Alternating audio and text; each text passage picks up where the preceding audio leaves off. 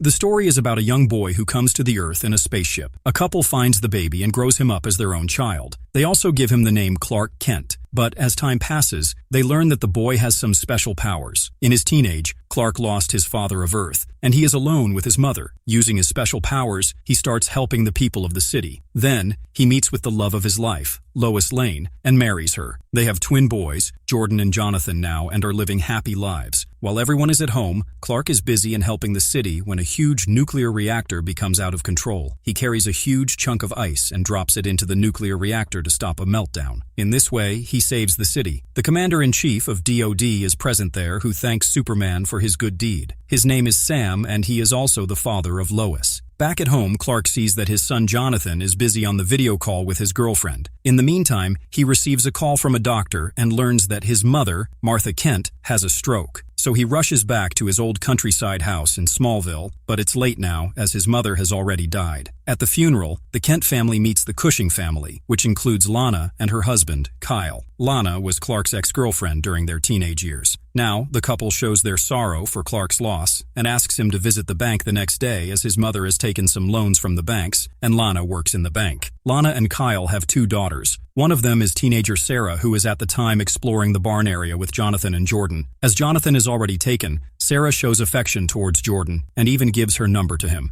After that, Jordan climbs up some steel pipes to fix the wife router, but unfortunately he slips to the ground and the steel pipes are behind him. Seeing this, Jonathan jumps onto Jordan to save his life. Clark quickly senses the situation and runs for help. Miraculously, both the brothers are safe and they got no injuries. It looks like, just like their father, the boys also have superpowers. Lois wants to discuss about the powers with the boys, but Clark says that the boys are not yet ready for this. They don't even know that their father is Superman. The next day, Clark and Lois meet up with Lana at the bank, and she tells them that they have to either repay Martha's loan or sell half of the farm to the bank. Meanwhile, at home, the boys are investigating the barn. They are intrigued by how they came out without any injuries from such heavy metal pipes, and also how their father alone took all of the pipes away so fast. During their search, they find something covered in a huge cloth. When they remove the cloth, they see that it's a spaceship with some alien spaceship. They come out running and demanding answers just when Clark and Lois also reach back home. Sensing that the truth can't be hidden from the boys anymore, Clark just shows them that he's Superman. Seeing this, Jordan starts arguing with his parents as he always felt that he is different, but no one believed him. Even Jordan has to suffer a psychologist to fight with his thoughts. But that was all because of his lineage from his father. The following day, Superman flies around chasing a metal man who has been causing some trouble lately. When Superman finds him, he is hiding behind some lead walls so that Superman's powers are diminished. But Superman breaks the walls and attacks him. After they throw some punches, Superman chases him around the globe until he gets stabbed with kryptonite. As kryptonite is the only metal that is fatal for him, Superman becomes weakened and starts to free fall. On the other hand, Jordan reaches the bar at a party invited by Sarah. There, Jordan misreads the situation and kisses Sarah, so her boyfriend steps in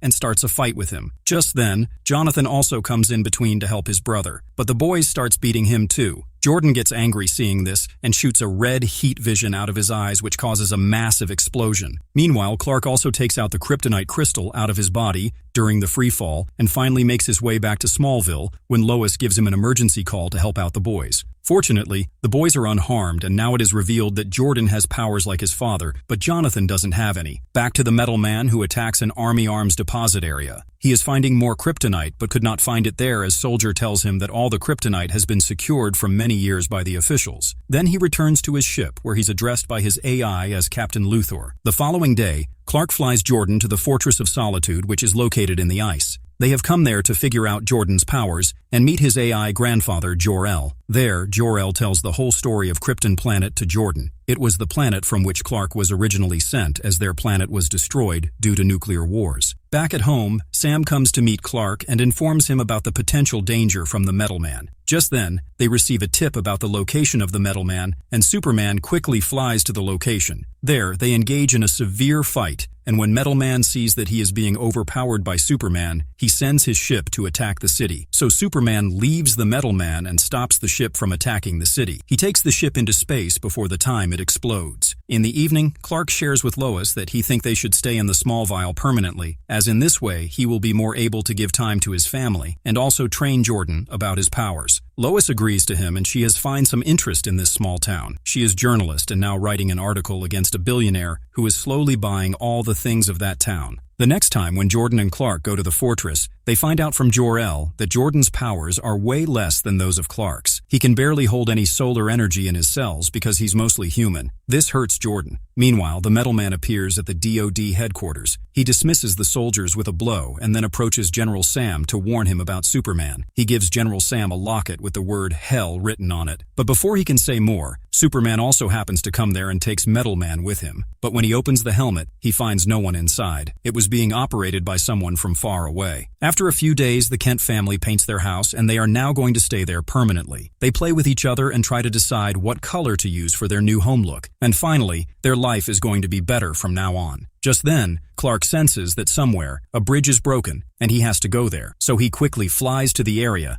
and saves the lives of the people at that place. When he returns home, he tells his sons that this is the reason he has been vanishing from scenes in their previous lives. He had to go for the help of people who were in need at that time, and it affected his own family. At school, Sarah breaks up with her boyfriend and comes to Jordan, but her ex-boyfriend gets angry at Jordan and reaches there. He captures Jordan and threatens him. Jordan is almost about to lose his control and use his power on that boy, until Clark shows up there to control the situation. On the other hand, a middle-aged lady named Sharon Powell arrives at the head office of Smallville Gazette, where Lois is now working as a journalist with Chrissy. Sharon wants to publish the story of her son in the newspaper. She says that her son was a minor until one day he disappeared because the billionaire Morgan Edge offered him the opportunity of a lifetime. Lois is already interested in the matters of Morgan Edge, and she is writing an article on him. So she decides to write on the story of Sharon Powell's son, too. Back at school, Jordan shows up at football practice because he now wants to prove himself. He had never been good at football in his previous life, but now, after getting powers, he wants to play again. But Jonathan doesn't think it's a good idea as Jordan has powers, and it's not fair to play with ordinary students. But still, Jordan plays and even wins over his competitors very easily as he pushes the other players and makes them fall on the ground single-handedly. At night, Lois goes to Sharon's house to record her statement, but instead there she finds a man who starts attacking her. The man has powers like Superman too, so Lois takes out her emergency device and calls Superman. In a second, Superman arrives there to save her. He freezes the man with the blow of his mouth and then shatters him completely with a strong punch. Superman then quickly takes the injured Sharon to the hospital. It shows that the attacker was there to kill Sharon and Lois, so the story of Sharon could not come out. Later, when the attacker is returning back in his car, he gets burned alive by Morgan Edge's scary assistant lady, Leslie Larr. In the school, the football coach is lecturing the whole team when Jonathan notices that there is something wrong with one of their players, Tag Harris, who was injured at the party when Jordan accidentally emitted the laser beams from his eyes. Jonathan follows him to the washroom area and sees that the hand of Tag Harris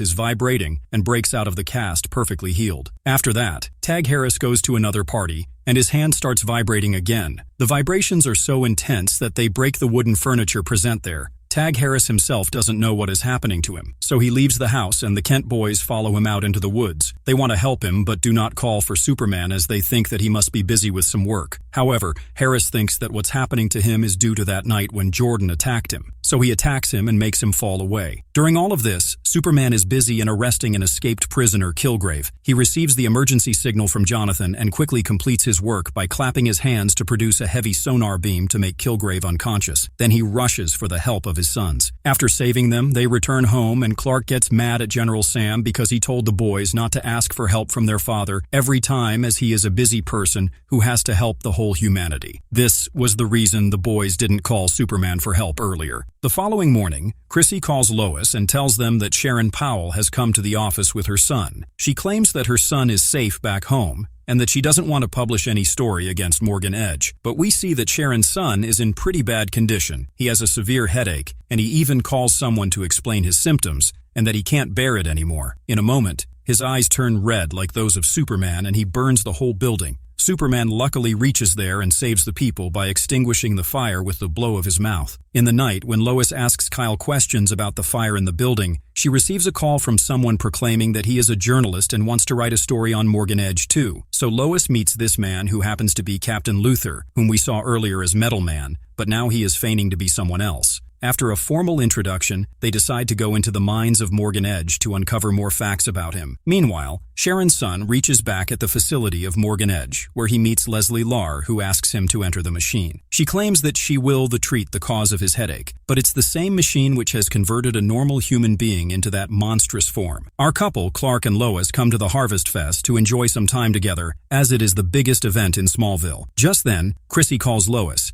saying that she just saw Leslie take Derek into a building where she puts him into some machine. Lois tells this to Clark, who then immediately disappears in the middle of the festival. Soon, he arrives at the lab to question what's happening there with Sharon's son. But before he can do anything, Sharon's son himself quickly tries to flee from that place, and Superman gives him a chase. He makes Superman chase himself across the world by throwing many hurdles in his way, too. Captain Luthor also keeps an eye on this chase. He even shoots a missile to take down both Superman and this new creature who has powers like Superman. As a result, Sharon's son has to blow himself out because he thinks that he has no other way now. When Captain Luthor reaches there, he only finds ashes behind, and Superman has also left. Back at home, Clark tells Lois that Sharon's son is dead, and she becomes upset with Sharon. The following morning, Morgan Edge gives a briefing about his mission in the Smallville. He claims that he will be changing the lives of the people of Smallville. Kyle and Lana also there, who are impressed by the works of this billionaire. Recognizing Lana's influence, Morgan Edge gives Lana a new job too at his company. At school, we see that Jordan is experiencing his new powers, and he is unable to control them. So in the evening, Clark takes the boys in the barn to train Jordan. He makes him hit a huge wooden log, but by doing this, Jordan's hand gets hurt. So Clark asks him to feel his power first and then try to give a hard blow with his hand at the wooden log. Surprisingly, it works, and Jordan smiles seeing this. The next day, Clark and the boys go to Metropolis for their football game, and they win big. But a fight breaks out between both the teams, and Jordan can't hold the light of his eyes. So Clark comes in quickly and asks him to open his eyes and let the beam fall on his hand. In this way, he saves the day. On the other hand, Lois and Captain Luthor have secretly entered the mines of Morgan Edge to see what is happening there. Lois doesn't really trust this guy,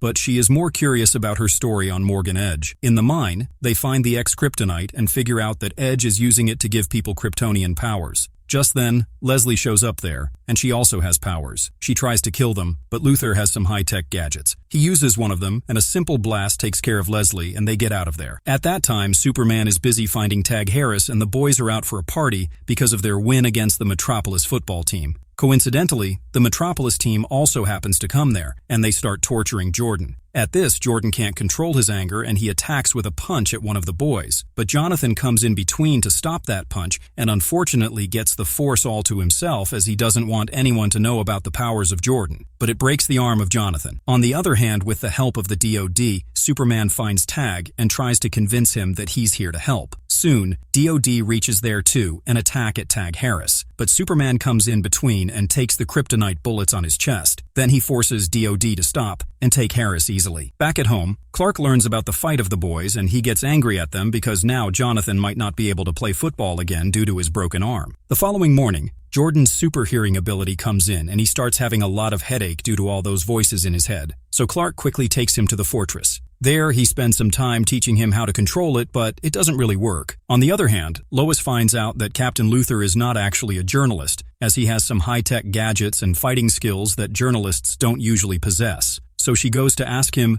who he really is. Here we learn about Captain Luthor's past from his own past memory. He came from some other universe where he worked in the army and married the other version of Lois in his own world. Also, they had a daughter there named Natalie. He had fought and witnessed the evil Superman of their world, who was leading other Kryptonians to attack the Metropolis. In that attack, Lois dies while reporting the destruction caused by Superman. So, in that universe, Superman was Lois's killer. So Captain Luthor decided to make his own suit and kill Superman of their world in revenge. Back to the present, Captain Luthor is telling everything to Lois and asks her to let him meet Superman for once, as he wants to make sure that the Superman of this world is evil or not. Just then, Lois is interrupted by a call from Chrissy saying that Morgan Edge sent out a shipment of what could be X-Kryptonite. Lois and Clark track the shipment, but it gets stopped by Captain Luthor. Seeing this, Lois agrees to let him meet with Superman if he hands over the X-Kryptonite. In preparation for his meeting, we see that he is building his suit on the other Earth again. At the same time, the DOD informs Lois that the Captain Luthor's real name is John Henry Irons, or this is his name of his version of this world, but he is using someone else's identity. Lois quickly understands that he is going to harm Superman and runs to save him. Also, Kent boys are coming for the help of their father. Jordan uses his super hearing to locate their dad. After some time, when Superman arrives at the meeting spot, suddenly, the red lights all around him turn on to weaken his strength. Then John Henry pulls out his kinetic hammer, which gets stronger the further it travels. With his strength weakened, Superman can't do much, so John Henry beats him with his hammer. Just then, the Kent boys come there, and they hit John with the car, saving their father. Jonathan then quickly breaks the red lights, which are blocking Superman's power. Just when Superman is about to kill John Henry, Lois arrives there and stops him from doing this, saying that she will explain everything. Now, John Henry is in the custody of DOD, and Morgan Edge also has his eyes on him. He assigns Leslie to get this man as he can be of help against Superman. Sitting in his cell, John remembers his daughter, whom he had asked to stay behind in the bunker, and he will return soon after killing Superman. She must have been still waiting for his father. Superman comes and talks with John Henry a bit. Then he is going to be transferred to another facility. As they're transporting John, one of the guarding soldiers is a mutant superhuman and works for Morgan Edge. He wants to take John Henry with him to Morgan Edge, but the other soldier refuses. So the mutant soldier kills him. Seeing this, John Henry turns on the alarm to alert everyone in the DOD headquarters. With no other option left, the mutant soldier breaks into a weapon storage where all the weapons are designed to kill Superman. Soon, Superman also comes there, but the soldier is prepared with his face mask and poisonous kryptonite gas cylinder in his hand. After a quick fight involving experimental bioweapons, the soldier overpowers Superman, but then John comes in and stabs him with a kryptonite spear. He knows about these weapons because in his own universe, they also had such storage to fight with Superman. Now, he is going to kill Superman in this world. Luckily, the DOD and Lois came there and they stopped him from killing Superman. Lois tells him that the Superman of their world is not the evil one, and she can vow it on her own life. So there is no risk from Superman and no need to kill. Moreover, he is a savior here. Then the DOD let John Henry walk free because they were convinced that he would not cause any trouble now. The next day we see Lana at her new job.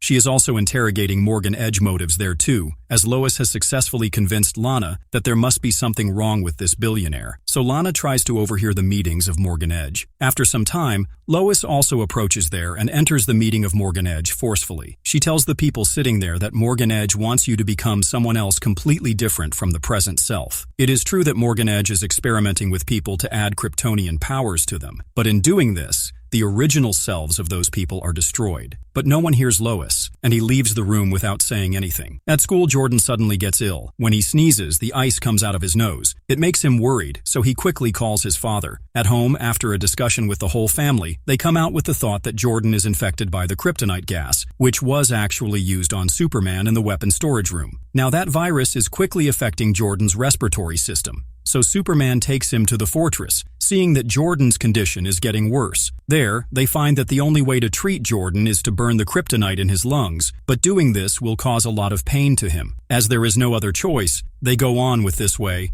They burn the kryptonite out of him. Back at home, Lois and Jonathan are impatiently waiting for Superman and Jordan when someone knocks at the door. There are two more mutant humans with superpowers, and they are sent this time to kill Lois, who has been causing a lot of trouble to Morgan Edge lately. Luckily, Jonathan and Lois dodge the first attack from these mutants. Soon, General Sam reaches there and weakens the mutants with the kryptonite gas. He keeps them busy when Jonathan goes to the barn and takes out some of John Henry's high-tech guns to use against the attacker. Jonathan manages to get 2 shots off by those guns, but then Kyle pops out, revealing that he also has Kryptonian powers as well, and now he is fighting for Morgan Edge. Just then, Superman finally arrives to save his family. After some time, when Clark and Lois are discussing something, Clark feels something is off. To check on it, Superman flies out only to find Morgan Edge in front of him. Here, he reveals himself as Superman's elder brother, and his name is Tal-Rho. He is also more powerful than Superman, as he throws Superman far away with only one of his punches. Tal-Rho reveals that though their fathers are different, they both have same mother. He was actually the first to leave Krypton,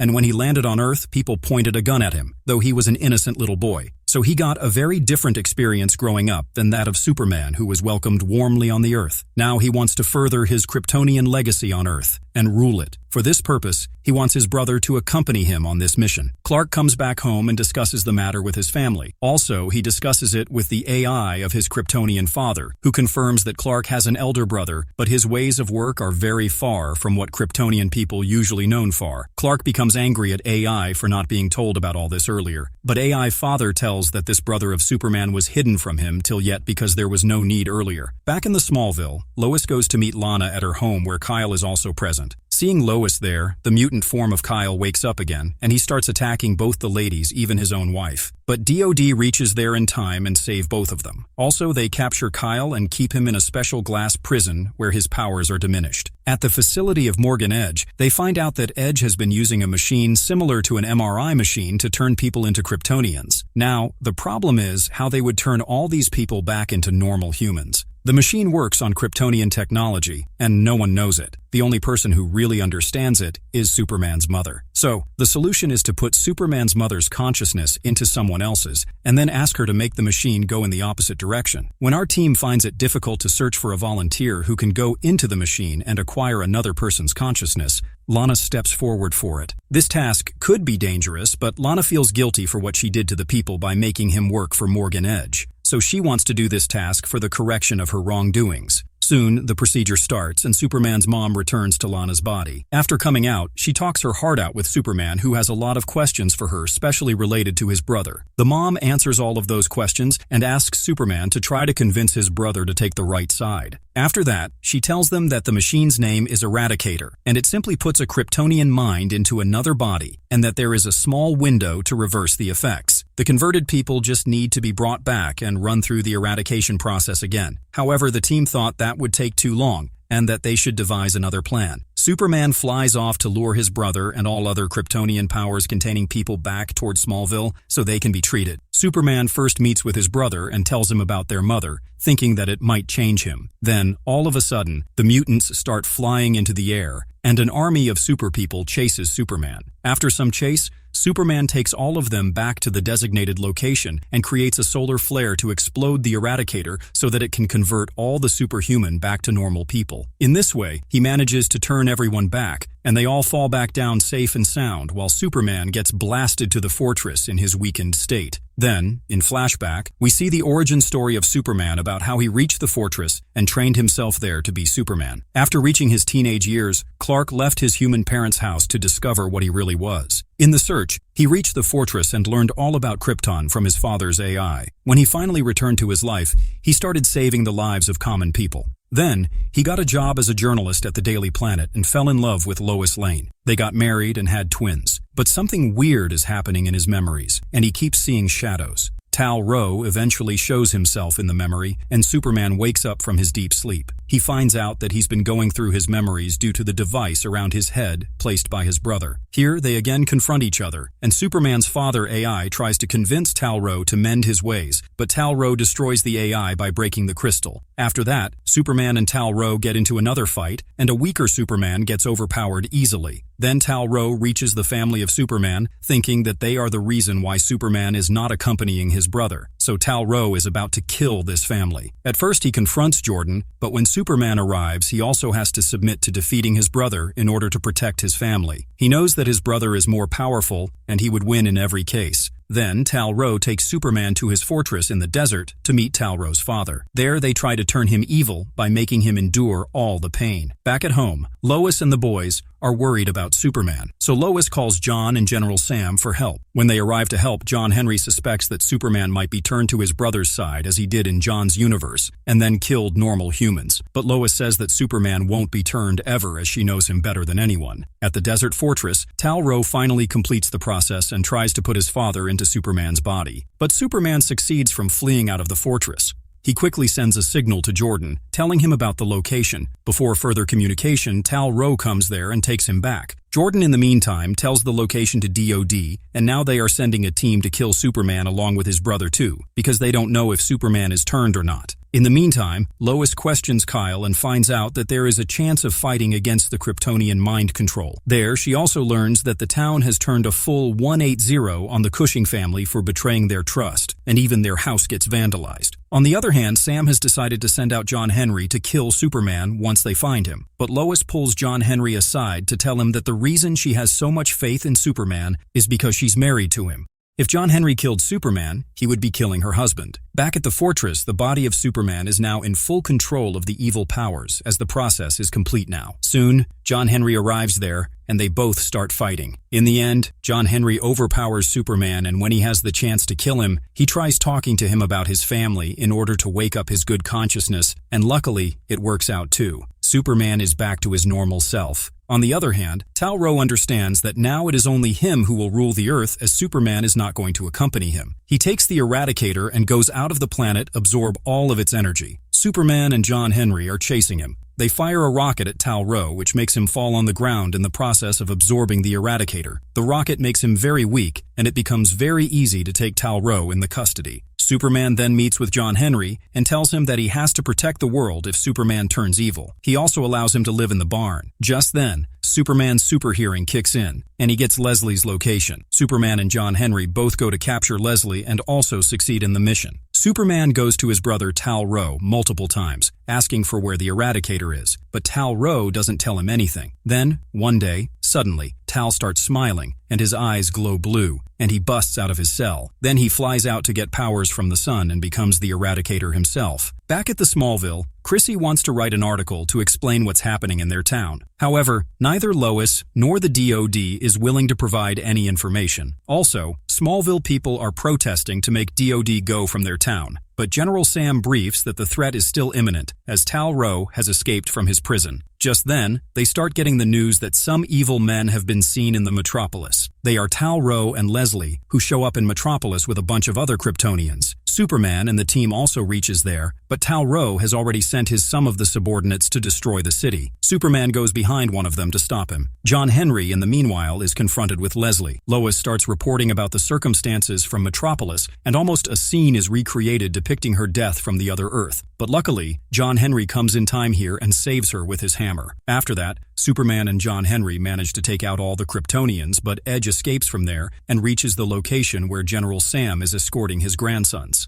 Morgan Edge blasts their vehicle back and pulls Jordan out of the vehicle to take him with him. He has kidnapped Jordan to put his father, Zeta-Rho, into him. Also, during the process, Superman can't hear his kid yelling in pain, so he can't find him this time. Soon, the process is completed, and Zeta-Rho overcomes the body of Jordan. Meanwhile, Superman, in desperation, goes out of the planet and yells the name of his son. By doing this, he is lucky to hear back from his son, so he instantly reaches Jordan. However, when he gets there, Zeta shows his true self in Jordan's body, and so he starts beating Superman up. On the other hand, Tal-Rho comes in Smallville to steal some of Sam's soldiers by making them on his side. He is building his army to fight against everyone who comes in his way of conquering the world. Later, John comes in to help, and Superman reaches there. They all assemble at the mines for a final plan to take down Morgan Edge. Lois is worried about her son, so she wants Superman to be cautious in this fight. She thinks that she can bring back Jordan from the control of Zeta-Rho, as Superman was fetched back to his senses. John Henry prepares his hammer with a special weapon installed in it to kill Tal-Rho, this time at every cost. They have to throw this hammer at Tal-Rho from a far distance to succeed this time. The Kryptonians are currently present outside the mines, as Tal-Rho is making them fetch out the Krypton. Luckily, they are all taken care of by Superman and John Henry. After that, Jordan is taken to the farm, where his mother and Jonathan try to take possession of the evil powers. They reverse the process by having Lois go into his mind using Kryptonian technology. But when they both are unconscious, suddenly Zeta-Rho wakes up and starts attacking Jonathan, who is guarding both of them from external dangers. In the meantime, inside the mind of Jordan, Lois tells him that he's strong and he can fight out of this problem. Luckily, it works immediately, and Jordan regains control over his body, and the trio hug each other in happiness.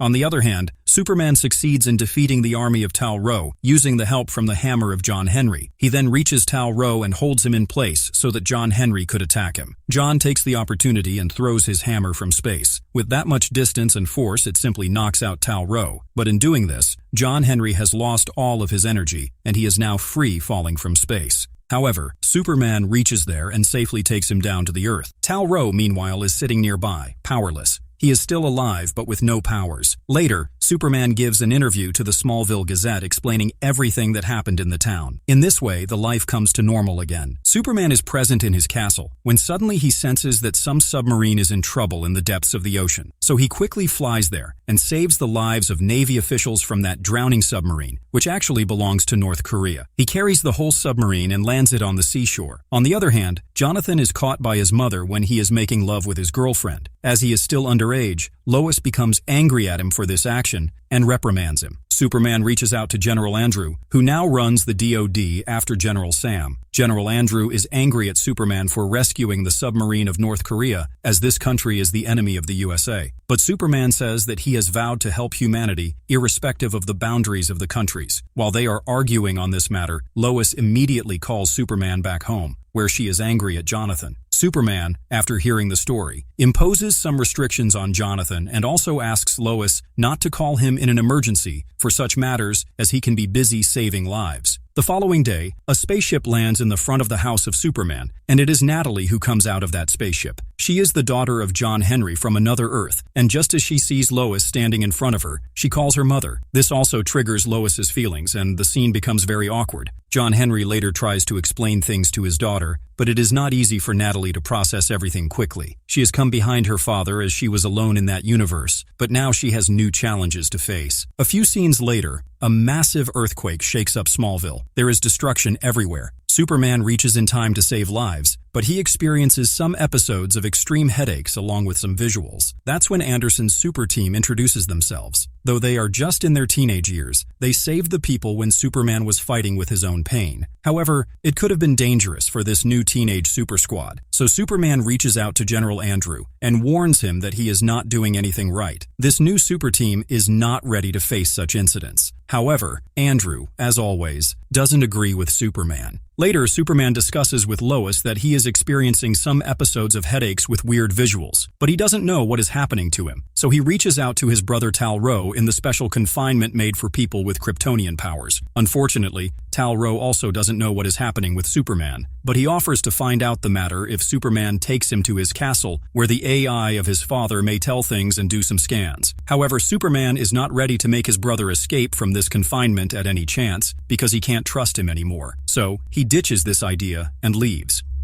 In the meantime, Lois and her journalist partner Chrissy reaches out to the head of mining works in the mines, whose name is Emily. They want to ask about the reason of the earthquake, as they both are speculating fishy, but Emily convinces them that the reason of earthquake was the movement of tectonic plates and nothing else. Then Lois contacts John Henry to investigate the reason of earthquake, using his advanced technology, as she can't trust Emily. Meanwhile, Superman drops by the airport to stop a terrorist. But there, he realizes that this guy is getting powers from X-Kryptonite as he hits Superman with a strong punch. Also, just then, Superman suffers from another one of his visions, and Anderson's team arrives to help him out of this matter. On the other hand, John Henry is investigating the matter of earthquake with his advanced technology. He is sure that it's not the tectonic plates which are causing the earthquake. Now, Superman has no way left but to take his brother to his castle to find out the reason for his visions.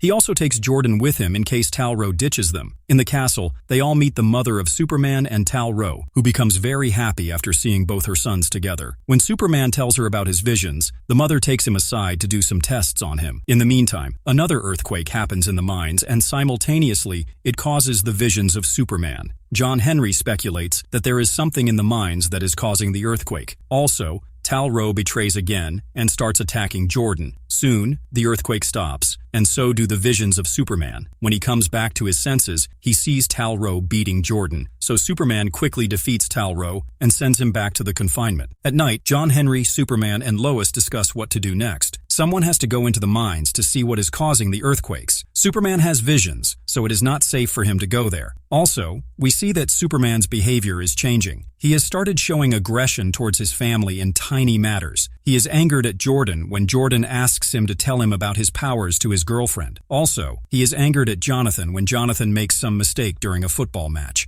Suddenly, he also loses control over his eye powers. Later, General Sam comes there to discuss whom to send to the mines to investigate the matter. In the end, John Henry Irons is selected for this purpose. He meets with Emily first, and then goes into the mines under the disguise of a mine worker. Inside the mine, we see that Emily also accompanies him, and when John Henry finds something uncommon there, Emily hits him from behind and makes him unconscious. So, it is now confirmed that there is something wrong in the mines, and Emily is covering up for that. After some time, a huge beast in a metal suit comes out of the mines. As soon as he comes out, he starts attacking everyone in that area. Superman comes there and starts fighting with this metal man, but the creature is way stronger than Superman and defeats our hero easily. Soon, John Henry comes back to his senses, and he wears his suit to fight out the enemy. But John Henry also flies out and crashes into a mountain with just one hit of the beast. After that, the Beast and Superman both start having visions at the same time, and due to these visions, the Beast escapes from that place immediately. In the night, the whole team discusses the plan to defeat this creature, but Superman is worried as he is experiencing something familiar with this enemy. During this,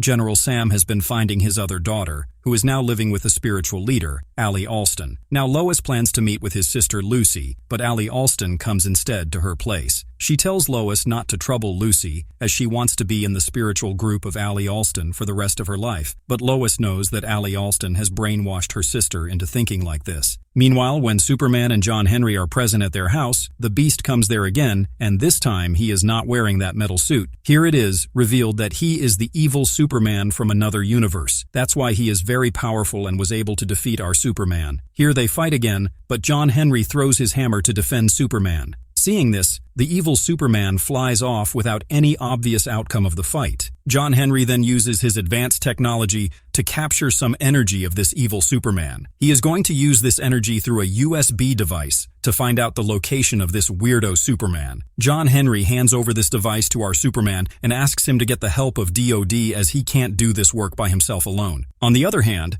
Lois reaches out to his sister Lucy. She tries to talk to her, but Lucy tricks her sister into a creepy hotel where all their conversation is recorded. Lucy was convinced of another world out there by the talks of Allie Alston, but Lois was surprised at how brainwashed his sister was. Lois wants to expose Allie using Lucy as her source, but now Lucy is herself mentioning an inverse world. She even records Lois's motives and then blackmails him to release the video. Lois doesn't leave her alone. In the meantime, DOD finds out the location of evil Superman, and General Anderson sends his super squad to fight the enemy without informing the Superman. But Superman himself senses the visuals and reaches the location. The evil Superman has already killed 2 of the super squad team and 1 is left. Just then, the pendant of the evil Superman falls on the ground and the Superboy Tag Harris takes that pendant and leaves. When Superman and the weirdo from the other world are fighting, John Henry comes there and hits the evil man with his hammer. In response, when the weirdo hits him back, it causes many injuries to John Henry. So Superman quickly takes him to the hospital. Now, Natalie is deeply worried about her father, and she is angry at Superman for indulging his father in this matter, and then for not saving him. After that, Superman goes to Tag Harris to ask about the pendant he took earlier. But Tag Harris has already handed over the pendant to General Anderson. When Superman asks General Anderson to give him that pendant as it can be helpful in finding out the motives of the evil Superman, but General Anderson straightforwardly denies from giving that to Superman. In the meantime, Chrissy is meeting with Allie Alston to record her side of the story about her spiritual cult and the inverse world theory. But we see that Allie Alston makes Chrissy fainted by mixing something into her tea. Allie then does some magic by using a similar pendant around the neck of Chrissy, who wakes up in shock as she saw something very unusual when she was not in her senses. On the other hand, Lois sees evil Superman in the office of Emily. He is searching for something, and when Lois reaches there, he becomes startled and leaves without hurting Lois. Soon, Superman also comes there, and they find Emily lying in the office dead because evil Superman killed her in search of his pendant. The narrative shifts to boys. Jonathan has started taking drugs, and General Sam, who is now retired from his day job, is now training Jordan to take control of his powers. But Jonathan, under the influence of drugs, challenges Jordan and even hits a punch straight on his face. Then Lois reaches the place of Allie Alston, where Chrissy is already present and seems to be convinced by the sweet talk of Allie. Superman comes there too and informs Allie that evil Superman can come for her life as she has the same pendant as that evil Superman was carrying from his world. Just then, evil Superman comes there and attacks Allie, but our Superman takes him away from there. In an abandoned place, they fight with each other, and during the fight,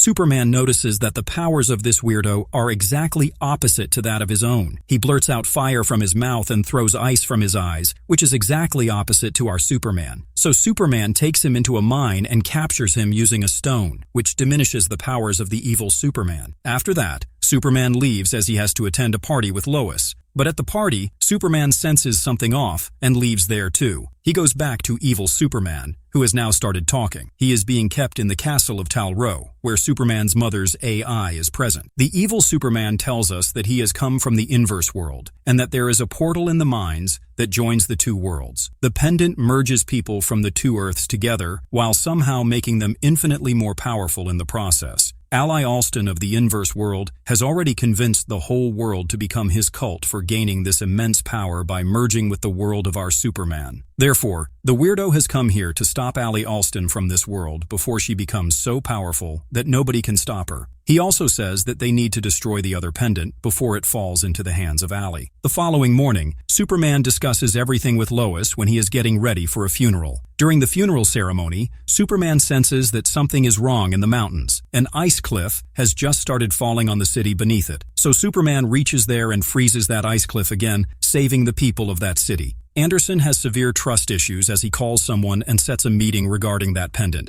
Then, instead of giving the pendant to Superman, he makes him walk through a room, which diminishes Superman's powers. Anderson has now come out as a straight enemy. He makes his soldiers fight with Superman and even hits him with his kryptonite gun. In this way, he captures Superman too and sends him into confinement along with Tal-Rho. Superman wakes up and Lieutenant Anderson appears, saying that if Superman tells him where the weirdo is, he can go. Superman instead tells him about the real face of Ali, but Anderson doesn't pay attention to it. Then Anderson takes matters into his own hands and puts a collar on Tal-Rho. Tal pleads with Superman to make the pain stop, so he finally surrenders, giving Anderson the coordinates to the location of the fortress. At home, General Sam and Lois are still worried about Lucy. They have to deduce some plan to get her out of that cult. At school, Jonathan Candace's girlfriend brings another supply of the X-kryptonite drug for him, but Jonathan hands it back to her because he doesn't want to do it anymore. Just then, the police make their way into the school with drug-sniffing dogs to find out if kids are bringing drugs into the school. Unfortunately, Jonathan is captured and brought to the police station. Lois gets Jonathan from there, but she loses her mind because of her son. Jonathan tries to calm her down because the sheriff isn't pressing charges,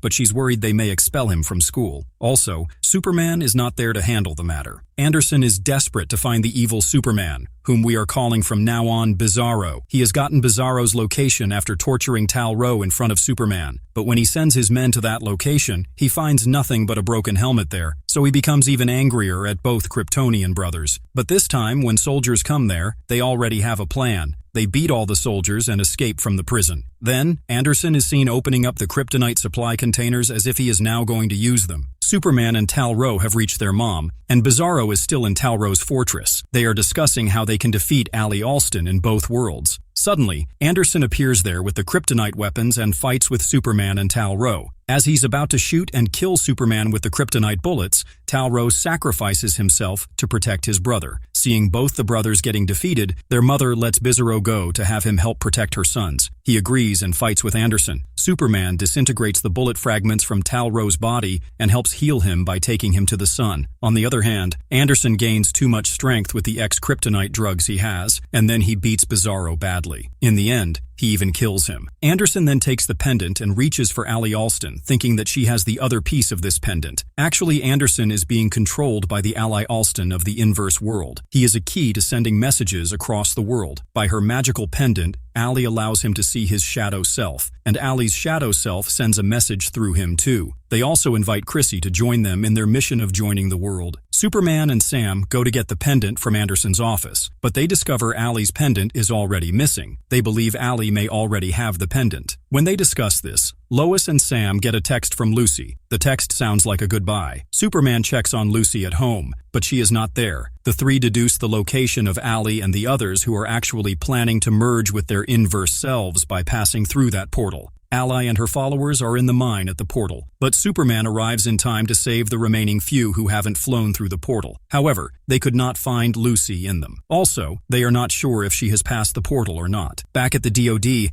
Sam interrogates Allie but gets no answer from her about Lucy's whereabouts. After some time, when Lois and Sam are sitting hopelessly, all of a sudden, Lucy shows up there. She tells them her instincts told her to escape the mine, and she makes her way back to the farm. Later that night, when Sam takes Lucy home, she mixes something in his tea. Soon, he collapses, and Lucy reveals she is the failsafe to make sure Allie gets to the other side. She takes Sam's ID and releases Allie from the interrogation room. After escaping, Allie safely crosses over into the other world. This action wakes Superman, and he dashes off to stop her. When he arrives, Allie is already gone. So, Superman also jumps into the portal to get to Allie, even though she is now in the other world. A month has passed and we see life in Smallville without Superman. Lois is alone, Jordan is training with his grandfather, and Jonathan is working at the grocery store. When a plane nearly crashes, it is John Henry who saves the day. Sarah attempts to find time to talk to Jordan, but he hears a fire in the distance. Quickly dashing to save the day, Jordan extinguishes the fire with his blow of the mouth. John Henry joins to save the day and recognizes Jordan is already present there. On the other hand, Lois and Sam find an ex-kryptonite inhaler, and they talk to Jonathan about getting the dealer's name. So, after much effort, Jonathan agrees to give the name. Actually, it's Candace, and Jonathan is worried about her safety as she is his girlfriend. Sam promises Candace protection if she gives the information about the main culprits. After getting the relevant information, Jordan offers his super hearing to help catch the dealers. So in the night, Sam, Lois, and Jordan go on a stakeout. Lois and Sam inspect the operation while Jordan stays in the car. Eventually, a member of the operation takes Lois and Sam hostage inside. When there is no way left, they call out to Jordan for help, and without delay, he saves them both. Back at the farm, Lois tells Jordan she's proud of the hero he's becoming. Soon, Jonathan approaches, but Lois immediately realizes it's Bizarro Jonathan and not their Jonathan. The scene shifts to Superman, who enters the portal and then finds himself on a cube-shaped planet resembling Earth. On that planet, Superman travels to the Fortress of Solitude and speaks to his mother, AI. He delivers the news of her son's passing. Then, she informs Clark of the dangers associated with Allie having both parts of the pendant. Then we see Bizarro Jonathan urging Clark to leave with him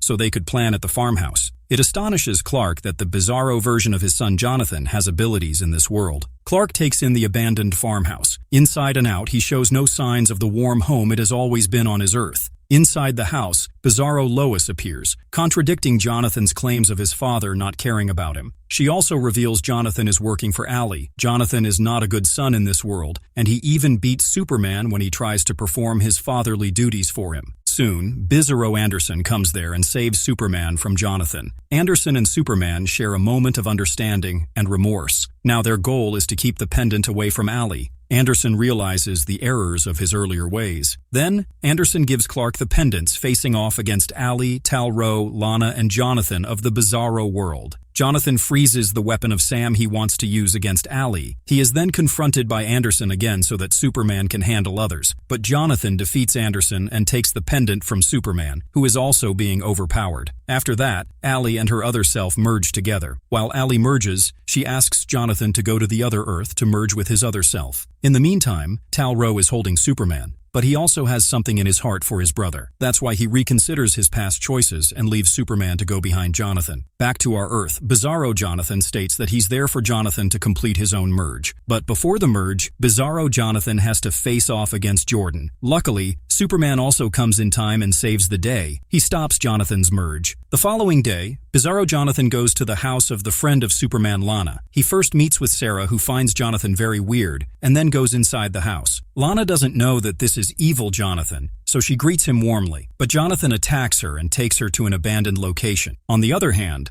Lois reaches to the office of Lana to meet her, but she is not present there. Sarah also doesn't know that where Lana is, as she must have to reach at office, but still she is missing. So Lois quickly tells everything to Superman, who asks good Jonathan to see if he is having any visuals as Bizarro Jonathan is in their world, but he is not seeing anything. On the other hand, Natalie is building her own metal suit, which is much stronger than John Henry's. For this, they need more kryptonite, and that's why they go to the mines to get some. While in the cave, Bizarro Lana comes out of the portal. Immediately, John Henry sends Natalie away and tries to defend himself against Lana's counterpart. She is about to overpower John Henry when Natalie pierces her in the shoulder with a shard of X-kryptonite. After being injured, she flees from that place. In the meantime, Superman reaches the location where Bizarro Jonathan is keeping Lana hostage. As soon as Jonathan sees Superman, he emits fire at him. Superman quickly dodges and then shields Lana from an explosion. But in doing this, shards of kryptonite lodge in Superman's chest before Bizarro Jonathan lodges a bigger shard into the middle of his chest. This makes Superman weak. This was all Jonathan's plan to make Superman off the way. When Jonathan leaves, Lana helps rid Superman of the kryptonite crystals. Back at home, Bizarro Jonathan comes for his other self to merge, but Jordan faces off first. At the start, Bizarro Jonathan has an upper hand, and he is beating Jordan. They take the fight to the skies, and Jordan counters with a good move before he begins free-falling. Just in time, Superman comes and catches him. Despite how the fight began, Jordan gets the last blow in on Bizarro Jonathan, and he is sent into the special confinement. The following day, Superman visits Bizarro Jonathan in his holding cell. He extends the offer of his redemption in return for his help to save both worlds. But Bizarro Jonathan refuses to help, believing Ali will fix the world and there's nothing Superman can do to stop it, even if he has the pendant. While at the DoD, Superman consults with John Henry and Sam. They give him a bleak outcome that only saves this world while destroying the other world. However, Clark refuses to accept an outcome that won't save both worlds. Then, asking for help, Superman visits Tal-Rho's cell to ask for his help in destroying Ali's pendant. He brings Tal-Rho home to speak with Lois first and make amends for his past actions. Here, Tal-Rho promises never to hurt anyone she loves again. After that, in order to destroy the pendant, Superman and Tal-Rho opt to use their heat vision combined with the heat of a volcano to destroy the pendant. However, Ali intercepts them and injures Tal-Rho with her just one move. Now Superman alone fights with Ali. Soon, the hammer of John Henry enters the scene. He combines hands with Superman to beat Ali. Then Superman and Tal-Rho again come together to destroy the pendant. After they destroy the pendant, Tal-Rho escapes from the scene.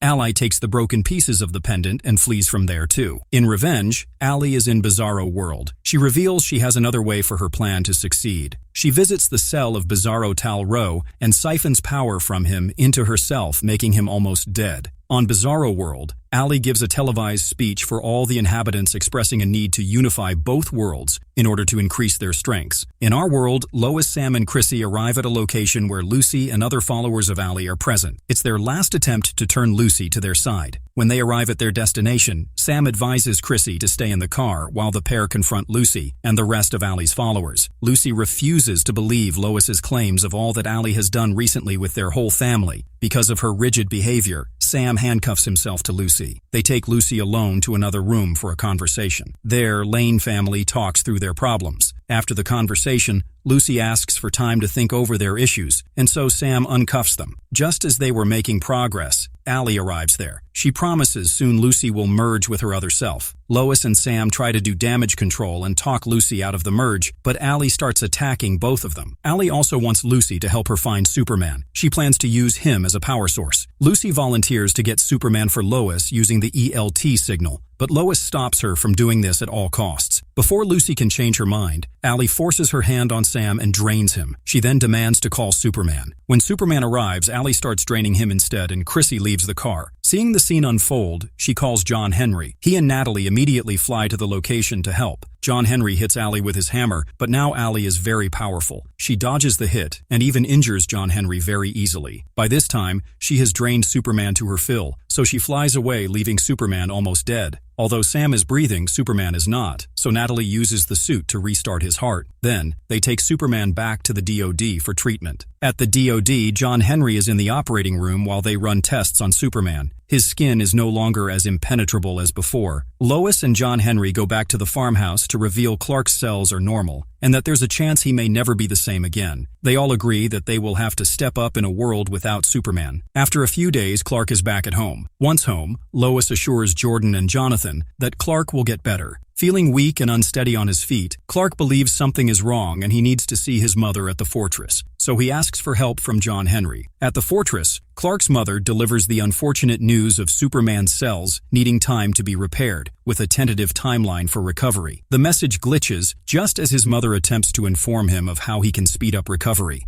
The worlds have started merging together. The residents of Smallville discover the unnatural red glow of a square sun in the sky. Sam arrives at the farm just in time to hear Clark and John Henry explain his condition. John Henry and Natalie give a bleak timetable of 12 hours until the worlds merge, so they have to do something as soon as possible. As Clark attempts to recharge by sitting in the sun, Bizarro Lana comes on the farm to kill Superman on the order of Ali. Just in time, Jordan saves Clark from her. Also, thanks to John Henry and Natalie's arrival, Bizarro Lana flees away. Everyone is worried in the town and asking questions from Lana, who is the new mayor of the town. She is explaining things to people, but no one is believing her. So Superman dons his suit and comes to the town hall to support the claims of Lana. At the same time, John Henry has gone out of the planet to stop Allie from merging the worlds. He opens a rocket fire at Allie to stop her, but Allie counters with a strong move, which causes defects in many systems of the suit of John Henry. Due to all these defects, he becomes stuck in the space. Back at the town hall, Bizarro Jonathan confronts Lois, Jonathan, Sam, and Superman. He attacks Superman, planning to kill him just as Jordan and Bizarro Lana crash through the wall. Jordan hits Bizarro Lana and then faces off against Bizarro Jonathan, but he is easily overpowered by the Bizarro duo. Just then, Natalie receives the sign of the attack at the high school. She flies in to help Jordan save the day. After regrouping, the Kents find Natalie at their home, crying over the status of her father's disappearance. She has lost the signal completely to her father, so the Kents offer her a place to stay with them. With the worlds merging, there is flickering in both worlds. Things from one side are going to the other side. During this, Natalie gets a broken message from John Henry. As Bizarro Tal-Rho arrives on this world, Lois transports to the Bizarro world with Sam. The things that are happening are beyond understanding. One good thing happens as Bizarro Tal-Rho offers to save the world in Clark's stead. He flies to the void where Allie is merging the worlds.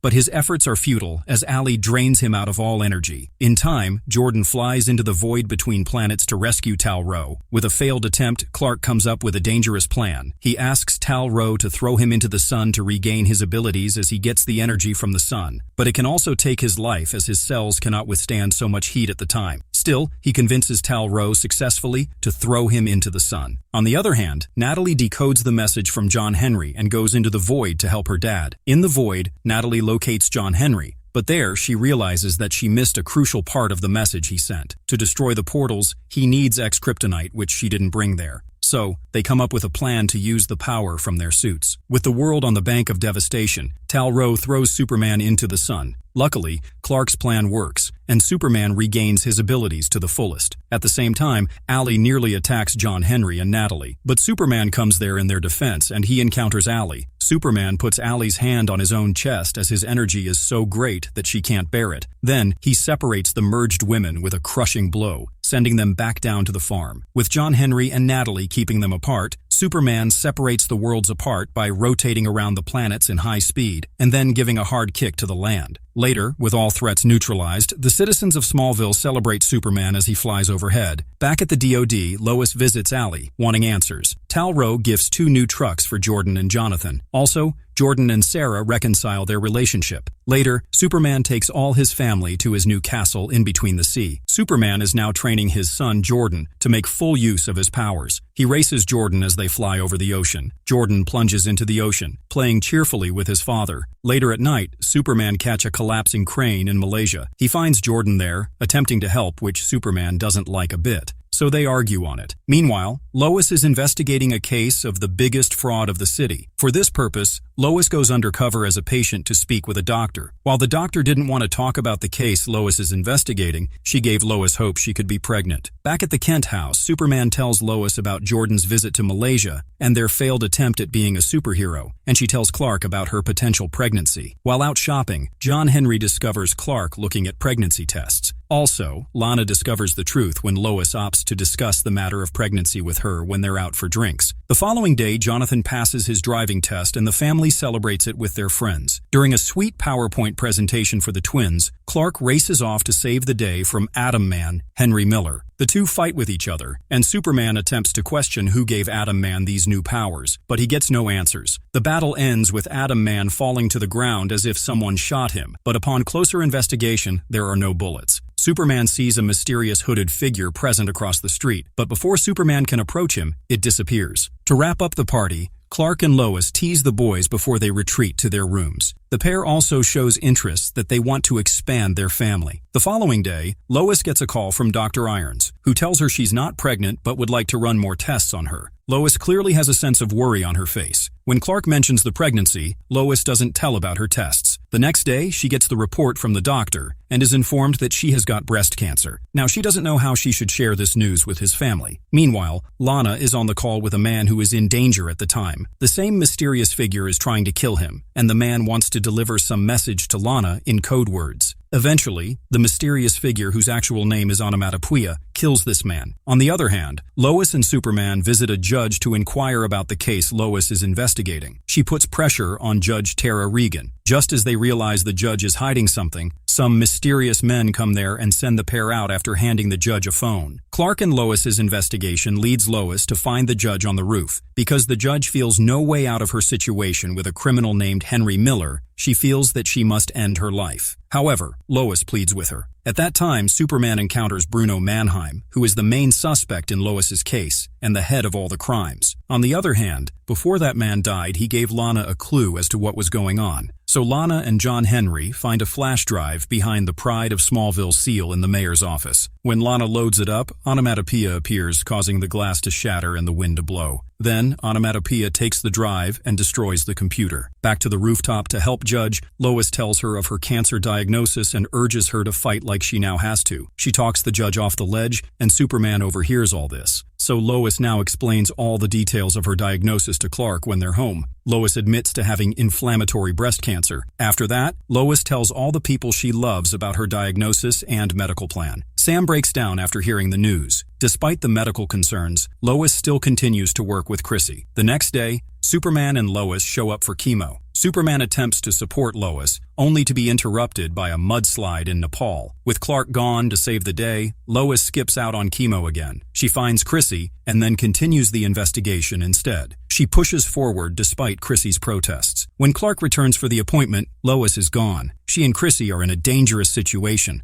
locked in a freezer full of blood at one of Mannheim's facilities. When she tries to call Superman, it doesn't work. Superman can't hear her too because she is in the freezer. He rushes to the DOD to alert Sam and John Henry that Lois is missing, so they start the search. At school, Jonathan discovers his truck missing from the parking lot. He accuses Candace's father of stealing it, which upsets her. At night, Natalie, Jordan, and Jonathan set out to get his truck back from a workshop. They throw a smoke grenade and secretly get into the truck. Then they drive it off without causing much trouble. On the other hand, Mannheim's men discover Lois and Chrissy. This gives them a small window to call for Superman. In no time, Superman dashes off to save them, allowing the ladies time to run before they hit him with kryptonite guns. John Henry also comes there and saves Superman from kryptonite guns before the entire facility explodes. That night, Sam calls Lois and tells her that they have discovered blood of Superman in the laboratory freezer of Mannheim facility. At another of Mannheim's secret labs, he is able to revive Atom Man through some secret means. Jonathan's truck was indeed stolen by Candace's father because Candace found a watch of Lois in her home. So she apologizes to Jonathan for his father. Later, all the family members show support for Lois's treatment. Natalie gives Lois her mother's watch as a gift. The following day, John Henry discovers something while working on his suit. He visits Clark with news about the death of his counterpart of this world. Original John Henry of this world used to work for Mannheim, and then he mysteriously died. So Lois is investigating into this matter to find out the reason of death and illegal activities of Mannheim. But Lois has not told John Henry about this yet. On the other hand, Jonathan visits Candace but encounters her father there, who denies dealing XK and confronts him. Their argument heats up and he punches Jonathan on the face. When Jonathan gets home, Lois discovers his black eye, but he doesn't tell her at that time who delivered it. When Superman gets home, Lois demands the truth about Jonathan's black eye. Just as the conversation started, Clark has an emergency at the DOD, so Lois alone goes to Candace's father for justice for her son. But Candace's father is a drug addict. He shows his gun to Lois and makes her go back disappointed. At DOD, Superman learns the blood they discovered came from the DOD. They took it when he was hurt in order to find a way to save him. Hearing this, Superman destroys the reserves of his blood. Meanwhile, John Henry encounters Dr. Irons, who is actually the sister of this world's version of John Henry. There, he pleads with her to give him information on Bruno Mannheim and her brother. She tells him that John was selling military weapons on the side before he was murdered. Just as his sister retreats, Mannheim's men approach there and request John see their boss. So, John Henry visits Bruno Mannheim, who reveals that he knows of John Henry's association with Lois and Superman. John Henry also learns that Bruno has captured his sister. Within moments, he calls for his suit and escapes to find her. Luckily, he reaches the destination soon, but learns he only has 30 seconds before the explosives attached to his sister detonate. The tech is something he designed, so he finds a way to stop it, saving his sister's life. After saving her, he confronts Mannheim one last time, who asks John Henry not to show his face again. Otherwise, he will kill this version too. When Clark arrives home, Lois tells him about what happened with Candace's father. At the diner, Clark finds Candace's father and confronts him about his actions. When he attacks Clark, he easily takes down the drug addict and promises to come for him if he ever steps out of line with his family again. At the secret lab of Mannheim, a new super beast is being prepared by injecting something in it. It can be Superman's blood too, which was stolen from DOD. This beast's name is Deadline, and he again goes to DOD and forces a general to open the locked door through her iris scan. He is there to steal some data. At that time, Superman is ready to go on a party with Lois, but their plans are disrupted by this emergency. By the time Superman reaches there and stops Deadline, the file is already transferred. When Clark arrives back home, he finds Lois sitting on the couch. She realizes that as much as she wants to go to the dance, she can't.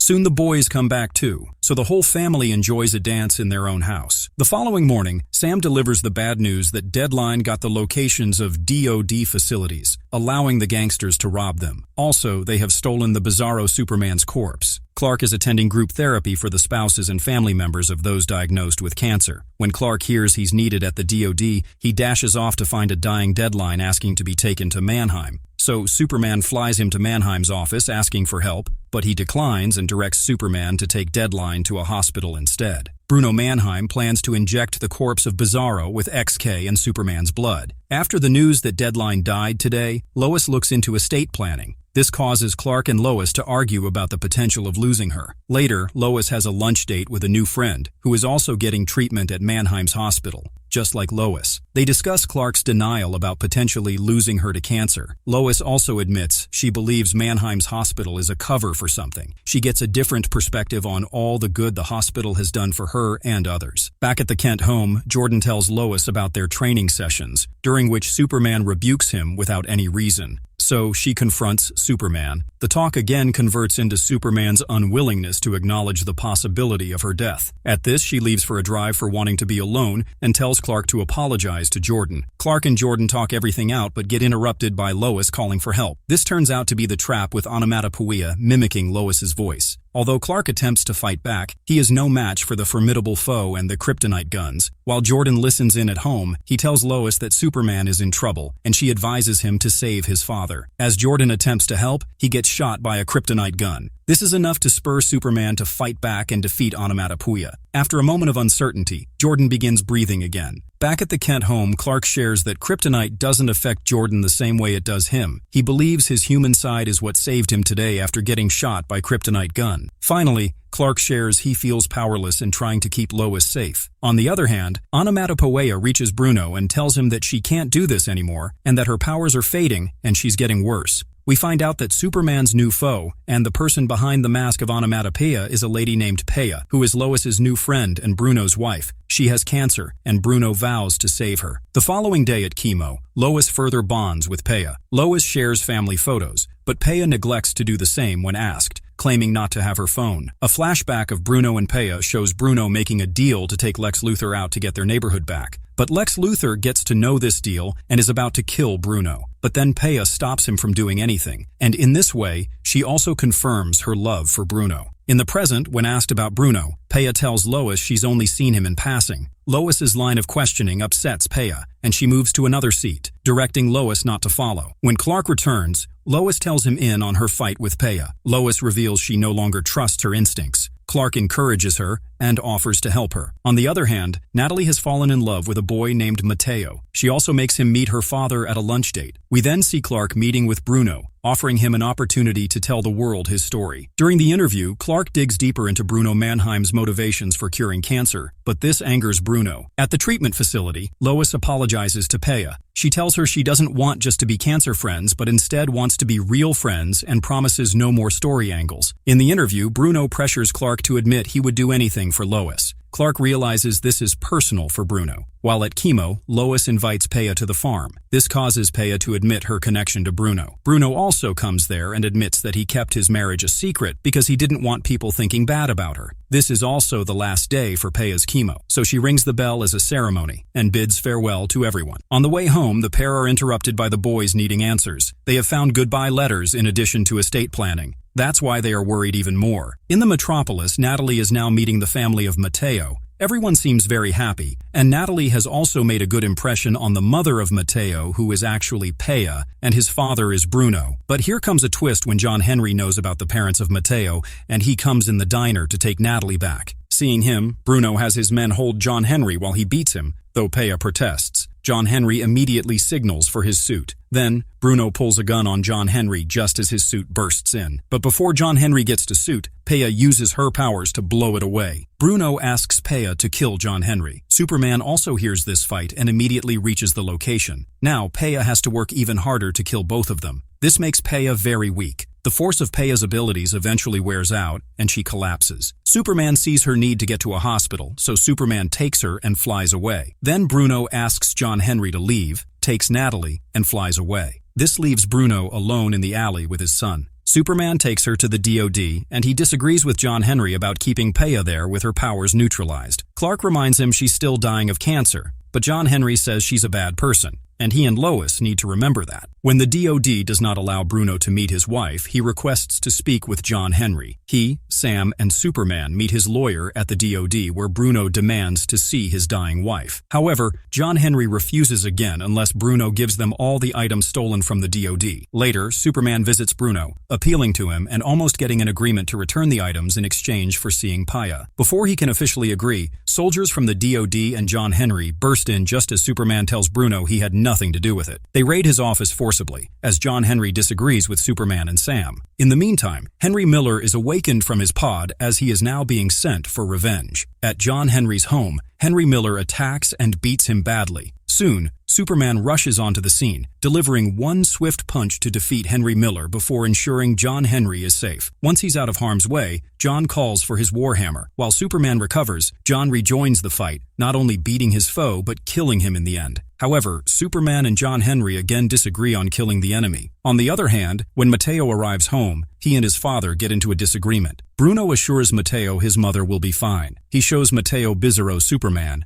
and says he's the cure to saving Peya. The following morning, Bruno is getting ready to meet his mother. At the DOD, Lois also comes to meet Peya. She talks about cancer treatments and then offers Peya the opportunity to set the record straight. She assures Peya she will be fair if she gives the information DOD wants against Bruno. She questions Peya about the evidence that sent Lex Luthor to prison. Peya insists Lex deserves to be in jail. Clark also joins Lois at the DOD. Finally, Peya agrees to talk to Lois about Bruno's dealings to set a good example for Mateo, but she will talk after she speaks with her son. She releases her from the restraints so Peya can speak to her son properly. Then Mateo comes and tells her his father's cure works. He discreetly injects her with one of the cufflinks he is wearing. Lois can't see the exchange as she has her back turned, speaking on the phone. When Lois returns to the room with Peya, she discovers Peya is better and now refuses to give a statement about Lex Luthor. Peya uses her powers, forcing Lois to help her escape. On the other side, Mateo and Bruno wait to reunite with Peya, and they are very happy when she comes back home. But the problems for Peya start from here. She loses control over her powers. At that time, Kent's family was in the hospital because Lois was going through mastectomy surgery after her cancer treatment. But the sound waves of Peya disrupt the operation. Actually, it is disturbing the whole city. Also, no treatment of Bruno works this time. Peya can demolish the whole building, so she comes out on the streets. But there are a lot of people who get in trouble. Superman leaves the hospital when Lois goes into the hospital room. He comes near Peya, but the intensity of waves is so strong that he cannot get close easily. These are the last moments of Peya. So Superman somehow gathers all his strength and takes Peya into the sky. There, a huge explosion occurs and Superman comes back with the dead body of Peya. He hands over the body to Bruno and tells him that Peya was concerned about him in the last moments. On the other side, surgery goes well and Lois is fine now. Bruno also admits all his crimes and he tells that Lex Luthor was imprisoned under false charges. But he also comments that Lex Luthor is the type of person who should stay in the prison, otherwise he will cause many problems. Then we see that Bizarro Superman is awake now. Also, Lex Luthor is threatening the jailer of the prison by taking his family at gunpoint by his men. He is doing this because he wants the jailer to let him take revenge from a prison mate who refused to give a trimmer to Luthor. Now, after the statement of Bruno, Lex Luthor is outside the prison and he is very angry at Lois. He straight goes to the Kent house and threatens Lois to leave the journalism as she accused him under false charges. She asks her to leave this profession by herself, otherwise he will make her leave at all cost. Then he goes to the secret lab of Bruno to see what he has left behind. There, he gets Bizarro Superman. Lex Luthor discovers that more he injures Bizarro Superman, the more he becomes strong. Also, this creature has become immortal. Every time he kills Bizarro, he comes to life again, so Lex Luthor again and again kills Bizarro Superman to make him stronger and stronger. After that, he goes to the Kent house to face Lois again, but Superman comes in the way to stop him. However, Lex Luthor has also come fully prepared. He calls for Bizarro, who has now become an indestructible beast. Superman makes every attempt to kill this beast, but he fails. Every time the beast becomes even stronger after death. So Superman takes him to the moon, and their fight continues there. Superman breaks free from the monster's grip and hurls it. The battle continues there, but the monster starts overpowering him. Meanwhile, Lois returns home with the boys. They're worried because how did the monster find their house? Just then, Jonathan walks in and says he found Grandpa ELT at the site and thinks their dad brought him there. But Lois corrects him, saying it was Luthor who came and they fear he may have used ELT to summon the monster. Lois asks Jonathan to search for his grandfather's voice by using his super hearing. Jonathan wants to find their dad, but Lois reminds him that Clark strictly told him to stay out of it. She says all focus should be on finding Luthor, who kidnapped Lois's father, Sam.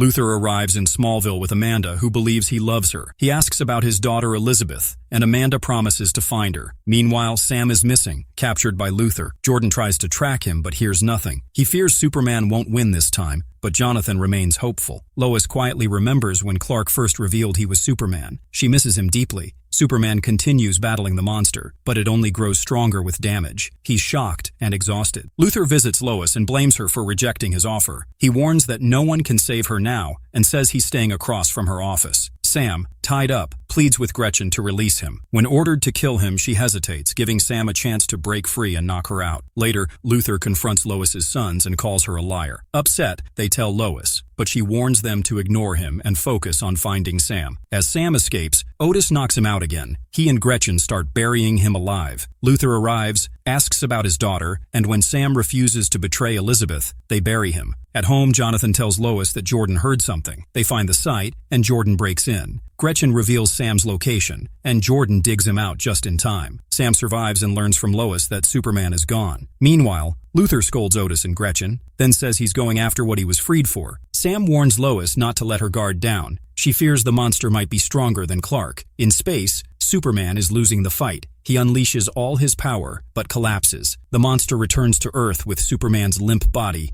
slams him down, and vanishes. Lois and the boys arrive. Superman has no heartbeat. Lois breaks down in front of everyone. The monster delivers Superman's heart to Luthor. As the monster leaves, Lana stops the crowd from approaching, knowing Lois is close to Superman. Lois tells Jordan to take Clark to the fortress. There, Superman's mother says he can't be revived without a heart. Jordan pleads, and she promises to try everything. Lana visits Lois, who blames herself for Luthor's return. Lana is shocked to learn Luthor's hotel was approved under her name and vows to get him out, even if it's dangerous. Jordan returns and says Clark is in a stasis pod in another dimension. Lois feels a glimmer of hope. Meanwhile, Luthor celebrates Superman's death. He tells Amanda to plan a high-level meeting before deciding his next move. Later, Jordan tells Jonathan he's going after their father's heart to save him. Jonathan wants to tell Lois, but Jordan refuses. When Lois walks in and says she's writing about Superman's death, Jordan panics and asks Jonathan to distract her. During Luthor's meeting, Jordan confronts him, demanding the heart. Jonathan panics and tells Sarah, who urges him to inform Lois. Jordan threatens Luthor but flees after Luthor approaches him and challenges him to harm in front of everyone. Jonathan then tells Lois everything. Lois sees Luthor entering his room and confronts him with Jonathan. Luthor reveals he knows Jordan is Superman's son and warns them to stay away or else. He also asks if Jonathan has powers. Lois doesn't confirm, but Luthor threatens them both. At home, Lois scolds Jordan for exposing himself. She says Luthor knows too much, and their secrets must be protected. Jordan storms off.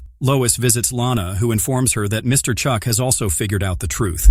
Luthor now knows everything. Meanwhile, Jordan tells Jonathan he can still hear Clark's heartbeat and plans to retrieve it. Jonathan warns him it's risky. Jordan ignores him and leaves. Jonathan calls Sarah, who agrees to distract Luthor at the cafe. Jonathan sneaks into Luthor's place but finds nothing. Lana spots Sarah with Luthor and questions her. Sarah admits the plan. Lana rushes out, but sees Luthor is already gone. Meanwhile, Jonathan continues searching, opening various cabinets, but still can't find the heart anywhere. Suddenly, Lois gets a call from someone using Clark's name. The voice warmly says it's glad to hear from her. But when Lois responds, thinking it's Clark, the voice turns sinister, warning her that one of her sons is about to die. She must choose which one she loves more, and save only that one. Meanwhile, Jonathan, hiding at the house, sees Lana arrive. She quickly takes him away. Back on the call, a countdown begins. Lois is forced to choose by pressing a button to save one son, knowing only one can be rescued. She presses a button and collapses into a chair, panicked. Right then, Jonathan enters, and she immediately asks where his brother is. Jordan, meanwhile, realizes it's a trap. As he tries to escape, Luther's men stop him with laser weapons. Jordan tries to fight back, but suddenly weakens and faints. When he wakes up, he takes them all down in seconds. He grabs one and demands to know where Luther is, but a high-frequency sound attacks him, and he collapses, unable to bear it. After that, Luther meets Jordan and taunts him, saying they've met twice in one day. Jordan insists he won't leave without his dad's heart. As he reaches for it, Luther throws it to the ground and crushes it in front of him, leaving Jordan devastated. At home, everyone waits anxiously. Then Lois sees the Gazette alarm is triggered. They rush there and find Jordan crying, devastated. He says Lois was right because he wasn't ready. Luther destroyed Superman's heart, and now he can never bring his dad back. He blames himself for everything. The three return home. Jonathan angrily confronts Jordan, saying he warned him he wasn't ready, but Jordan still went just to prove himself. Lois steps in, reminding them that this is exactly what Luther wants, for them to fight each other, but Jordan blames himself for everything. Lois tells him not to lose hope because this isn't what his father would have wanted. The family finally gathers and agrees that maybe it's time to say a final goodbye to Superman. Later, Luther meets with Amanda, who reveals they flipped someone inside the DoD. They've located Elizabeth in London, and only Sam knows all the details about her. Finally, Lois takes both her sons to the fortress. Using the new technology, Clark appears. He assures them that though he may not be there physically, he will never leave them. It's a deeply emotional moment for all four,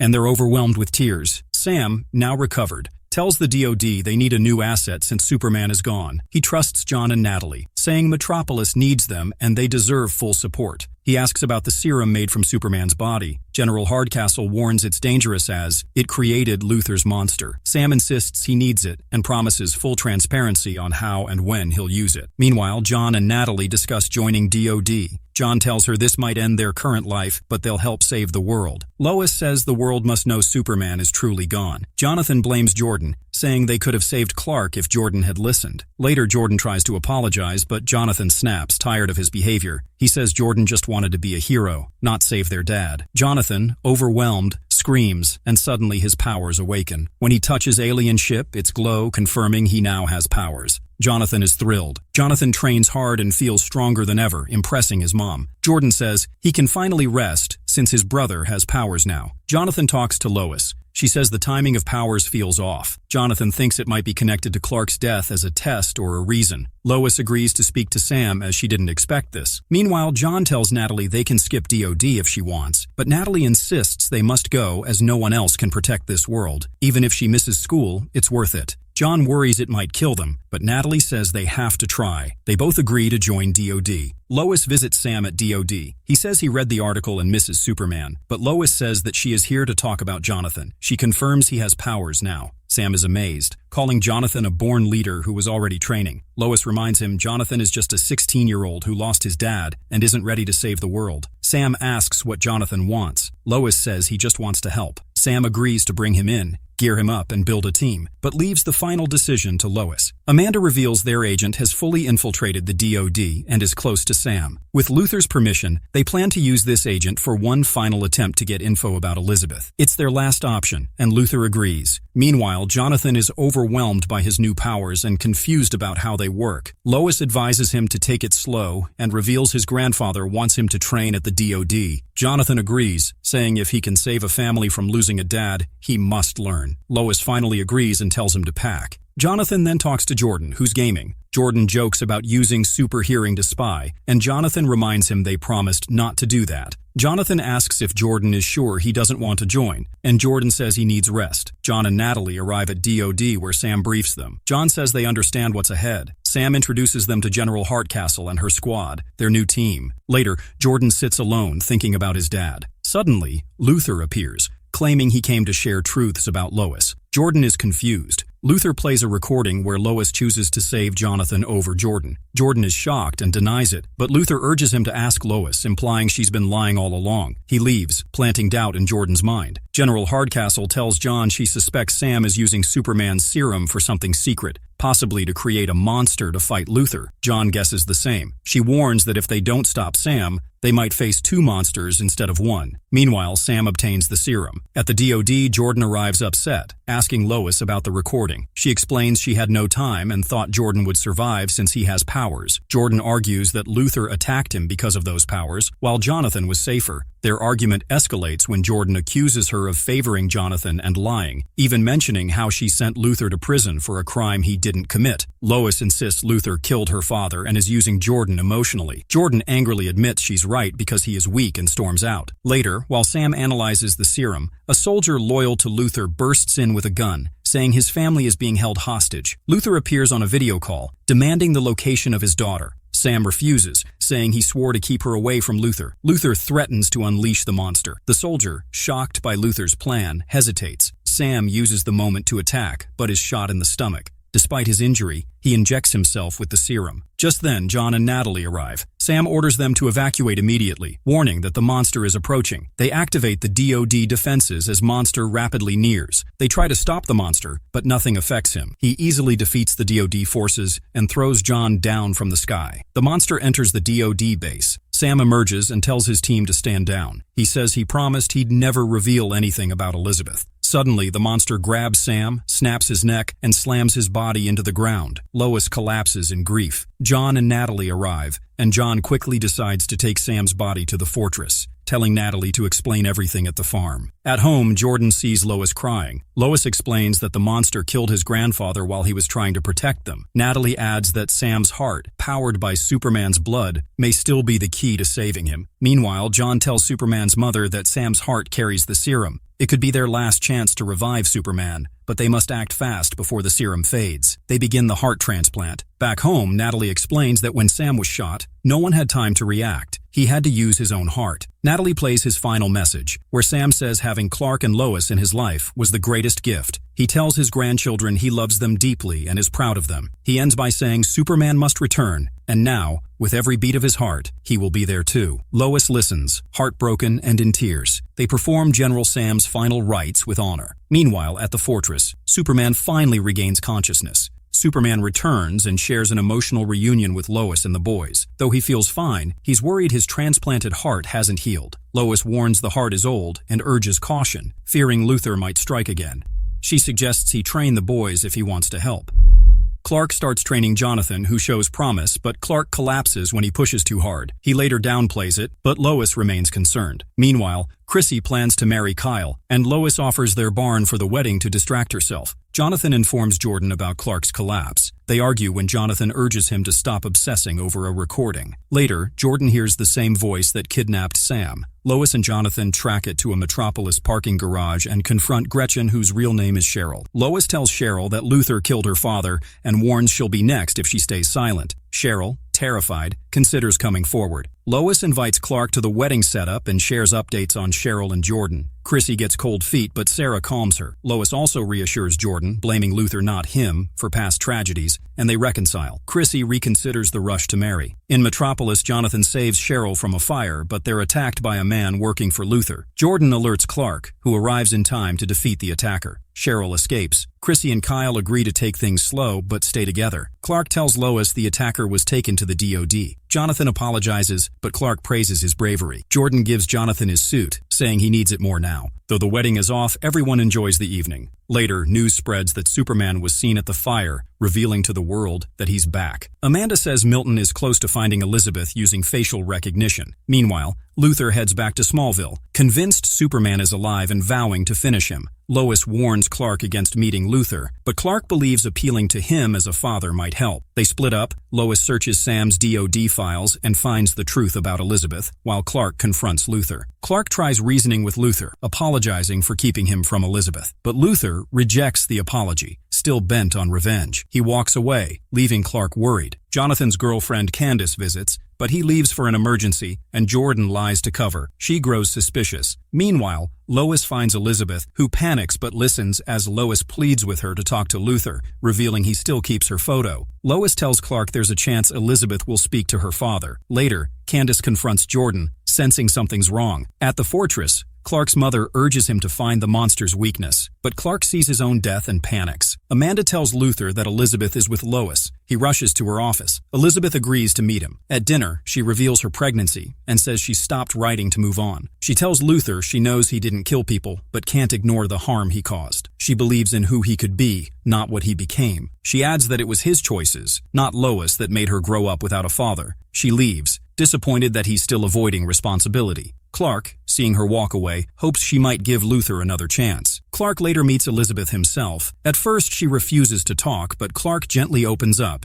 sharing how he lost his own dad young and still thinks of him daily. He says Luther only became a monster after losing her. Clark urges her to give her father a second chance because, if she doesn't, she might regret it forever. Elizabeth goes to speak with her father again. She says Luther should stay away from Lois and her family, but Luther refuses. He insists on revenge. He gives her two choices, either to help him or stay out of his way. She walks away, heartbroken, as Luther chooses revenge. Meanwhile, Jonathan arrives at a party with his girlfriend and Jordan. Once again, he lies about working for a newspaper, but his friends expose the truth as he's just a fire trainee. Candace confronts him and demands honesty. She warns him that she'll leave if he lies again. At home, Lois finds her father's ELT in a DoD box and decides to activate it. She drives to a remote bridge to speak with the monster itself. At the party, Jordan and Jonathan hear the monster returning. Jordan tells Jonathan to leave while he stays behind. The monster appears at the bridge. Lois intervenes, distracting it by mentioning that his wife might exist in his world too, and harming her family would not return his family. This triggers the monster's memories, and he begins to calm down. Jonathan later returns. Candace is relieved. She tells him that Jordan explained everything, that their father is Superman. One of their classmates sets off fireworks in the sky, celebrating. Meanwhile, Clark worries about Luther's next move. Lois reassures them. She says she reached the monster, reminded him of his own family, and convinced him not to destroy others. That moment of connection sends the monster away for good. When Luther finds out about this, he explodes with rage. Luther returns to his hotel in rage, destroying everything and burning Elizabeth's letters and photo. Amanda walks in, and he tells her he's moving his company's HQ to Smallville. She says the partners disagree, but he doesn't care, and insists she deliver a letter to Milton immediately. The next morning, Jordan is seen flying constantly, exhausting himself. Clark and Lois urge him to rest, but he ignores them. Lana learns Luther wants to meet. At first, she refuses, but he shows up anyway, demanding to build his HQ in Smallville. Lana firmly denies him. As he leaves, he threatens her, implying even her office's security designer couldn't protect himself. Later, Amanda gives a tour to Luther's partner, who is unimpressed. Lois arrives and confronts Amanda, accusing her of enabling Luther. She warns Amanda that Luther rejected his daughter and is spiraling. Amanda is left stunned as Lois walks away. Afterwards, Lana meets Clark and tells him that Luther came to her office and threatened her. She firmly says she'll never let him build his headquarters in Smallville. Clark is shocked.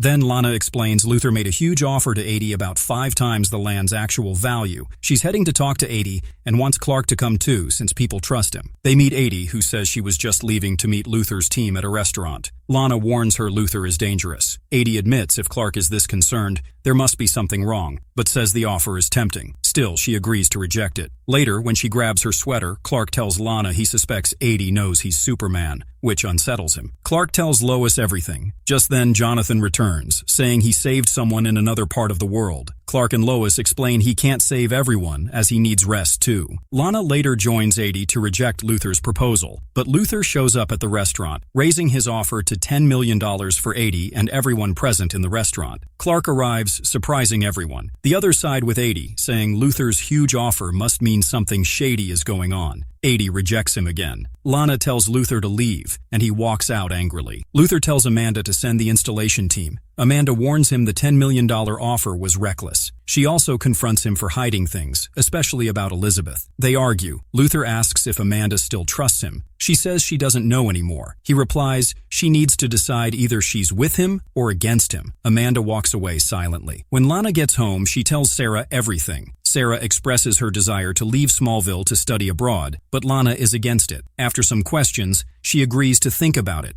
Meanwhile, Jordan tries to convince Jonathan to slow down and not rush things. Jonathan suggests that if Jordan helps, things will be easier, but Jordan walks away. Later, Clark admits to Lois that his hearing is weakening, which worries him. Lois says it's not a big deal, as it happens to everyone while aging. Meanwhile, Lana is asleep. She smells something strange and finds gas leaking in the kitchen. She shuts it off and notices her security system is malfunctioning. Suddenly, an intruder attacks her, but she fights him off. When he tries to strangle her, she removes his mask to reveal he's one of Luther's men. Sarah arrives just in time to knock the man out and save her mom. Police and Clark's family arrive, and Lana explains what happened. She says she noticed the gas leak and the malfunctioning security system before the attack. Clark returns, and Lana tells him how close she came to danger. She's thankful Sarah was there. Clark is furious. Jonathan and Jordan apologize to Sarah, saying if he hadn't been so busy, he would have heard the danger with his super hearing. Sarah insists it's not their fault, blaming Luther entirely. When they all go inside,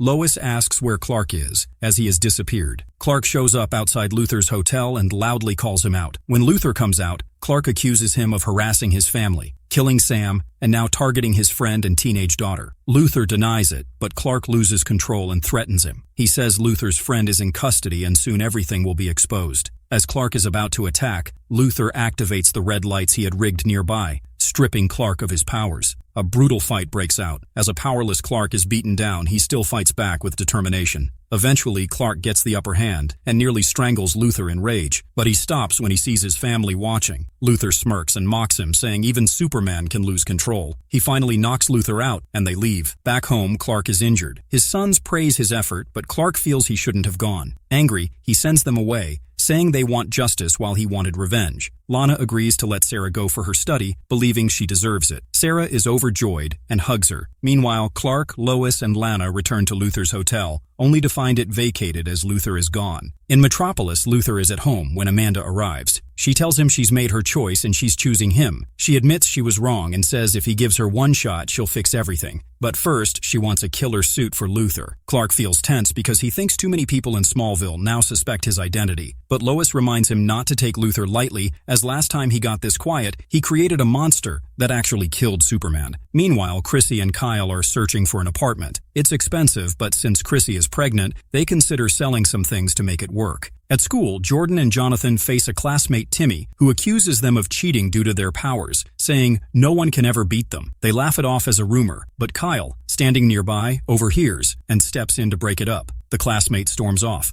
Lois gives Chrissy a baby crib, which makes her happy, but she says to Lois that she wants to sell her shares in the Gazette so they can buy a proper home. Loya is surprised and says she shouldn't make that decision alone. Chrissy agrees but says they need stability and a yard, a safe space for child. Though Lois understands, she warns that if she sells her shares, the Gazette might shut down. Chrissy insists her family comes first. Eventually, Lois admits and she's sad because everything feels like it's ending. Clark also talks to Kyle, who is selling his grill to help with the new house. They discuss the incident at school, and Kyle says people suspect the boys are superpowered, maybe even Superman's sons. He believes something needs to be done about it. At home, the boys play video games and talk about how unfair things feel. Jordan admits he's also tired of lies. Meanwhile, Lois tells Clark about Chrissy wanting to sell her shares, and Lois is shocked to hear Kyle is selling his grill, the one he treats like it has superpowers. Clark finally asks Jonathan and Jordan about Timmy. They admit he suspects something but isn't sure. When Clark asks who else knows, they confess that Candace knows too. Clark gets angry, scolds them, and says this secret should never be shared. Jordan defends, saying he told her to save their relationship, unlike how his own fell apart. But Clark warns that secrets like this must be protected at all costs. Jonathan adds that they can trust Candace, but Clark disagrees as she's just 16 and not even from Smallville. He insists she can't be trusted, and this secret is everything. They must protect it to live a normal life. Hurt, the boys walk away. Later, Lois talks to Jordan and Jonathan. She explains it's not about Candace, it's about the burden their father has carried his whole life. Clark was only 4 when he got his powers, and his parents were strict and scared. They lived in constant fear that if anyone found out, Clark could be taken away. So, he grew up protecting this secret as a way to survive. Lois says only a few trusted people know, and that's how it must stay. Meanwhile, Kyle and Chrissy talk and realize that even if they sell everything, they still can't afford the dream home.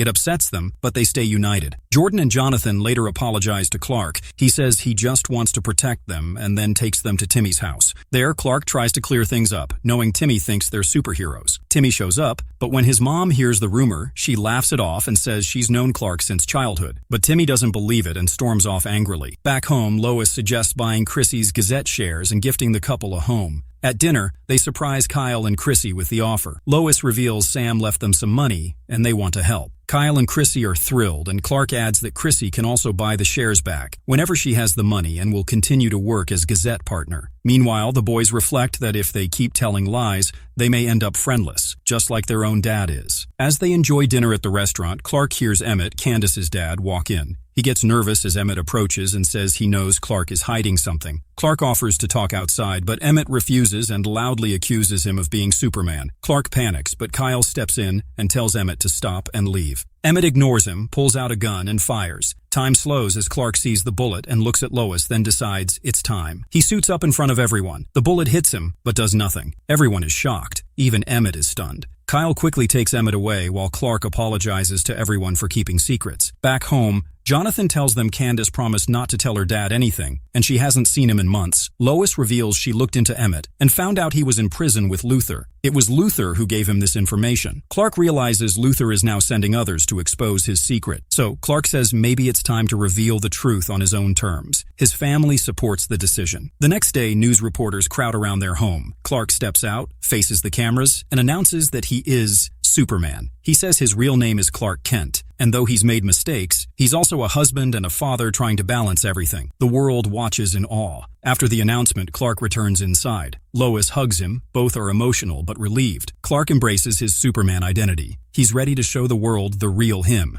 At home, several generals visit Clark. He says he must talk to General Hardcastle because they chose Smallville for privacy. Lois, however, is anxious as she has a cancer checkup today and will finally learn the results. Clark assures her he'll be by her side no matter what. Just then, Jordan and Jonathan enter jokingly, unaware of her appointment. When reminded, they apologize and Lois tells them it's okay. They should go have fun. Later, John and Natalie hear a car fire report and rush to help, covering for Clark as he is busy. They find the car on fire and save the person struck. Meanwhile, Lois finds out she is cancer-free. She and Clark are overjoyed, but as they leave the hospital, they see a TV broadcast with Luther's in it. Luther appears on The Godfrey Show, claiming he was innocent and wrongfully jailed for 17 years. He accuses Lois of framing him for the sake of a big story. He challenges her to a live debate at 7 p.m. At home, Lois is furious and determined to defend herself publicly. Clark warns her this is a trap, especially since their only witness is under DOD control. He advises silence for now. Later, Natalie, Jonathan, and Jordan hang out. Jonathan gets a message that Candace has broken up with him due to media pressure. Jordan visits her, asks if she truly loves him, and she says yes. They reconcile happily. Luther discusses his plan with Amanda, doubting if it will work. She reassures him that it will and says he looks great. He asks if she's helping just because they share similar goals. Amanda admits she wants justice for him and says they need to destroy Lois to move forward. Then, she leaves to check on Milton. At the Gazette, a crowd cheers outside for Lois. John arrives and informs Clark that Luther's subordinate died by suicide in his cell 30 minutes ago. Clark suspects Luther is behind it. Suddenly, a brick crashes through the window with "liar" written on it. Clark catches it just in time. Clark believes it's all part of Luther's setup. Lois decides to accept the interview at Luther's penthouse, confident she can out-debate him. Clark warns this could be a distraction for something else. Lois says it doesn't matter as Superman will be by her side. Just then, John enters and questions Clark for not hearing the brick. Clark admits his hearing hasn't been the same since his return. John suggests running tests on him. Amanda receives a call from Milton confirming everything is ready, but as Luther watches preparations, he doubts the plan. Amanda calms him again. Then they're told Lois is on her way for the interview. At the garage, John scans Clark and finds his body is slowly becoming human. His powers are fading, and one day, they'll vanish completely. Clark is deeply shaken. Lois and Clark arrive for the interview. Lois tells Godfrey that she's here to speak only the truth. Godfrey accuses Superman of assaulting Luther outside his home. Luther admits installing red solar lights for protection. Lois claims Luther provoked the encounter, and Mayor Lana can confirm parts of it. Lois points out the man who attacked Lana was a known associate of Luther. Luther denies this and says that man beat him in prison. When Luther asks about the testimony, Lois says that he recently died in his cell, and the timing is quite suspicious. Luthor counters with damning footage showing Superman brutally attacking Luthor. He also claims Jonathan and Lois once threatened him in his hotel. Lois defends Jonathan, saying he had no powers then. Lois says she has backup too,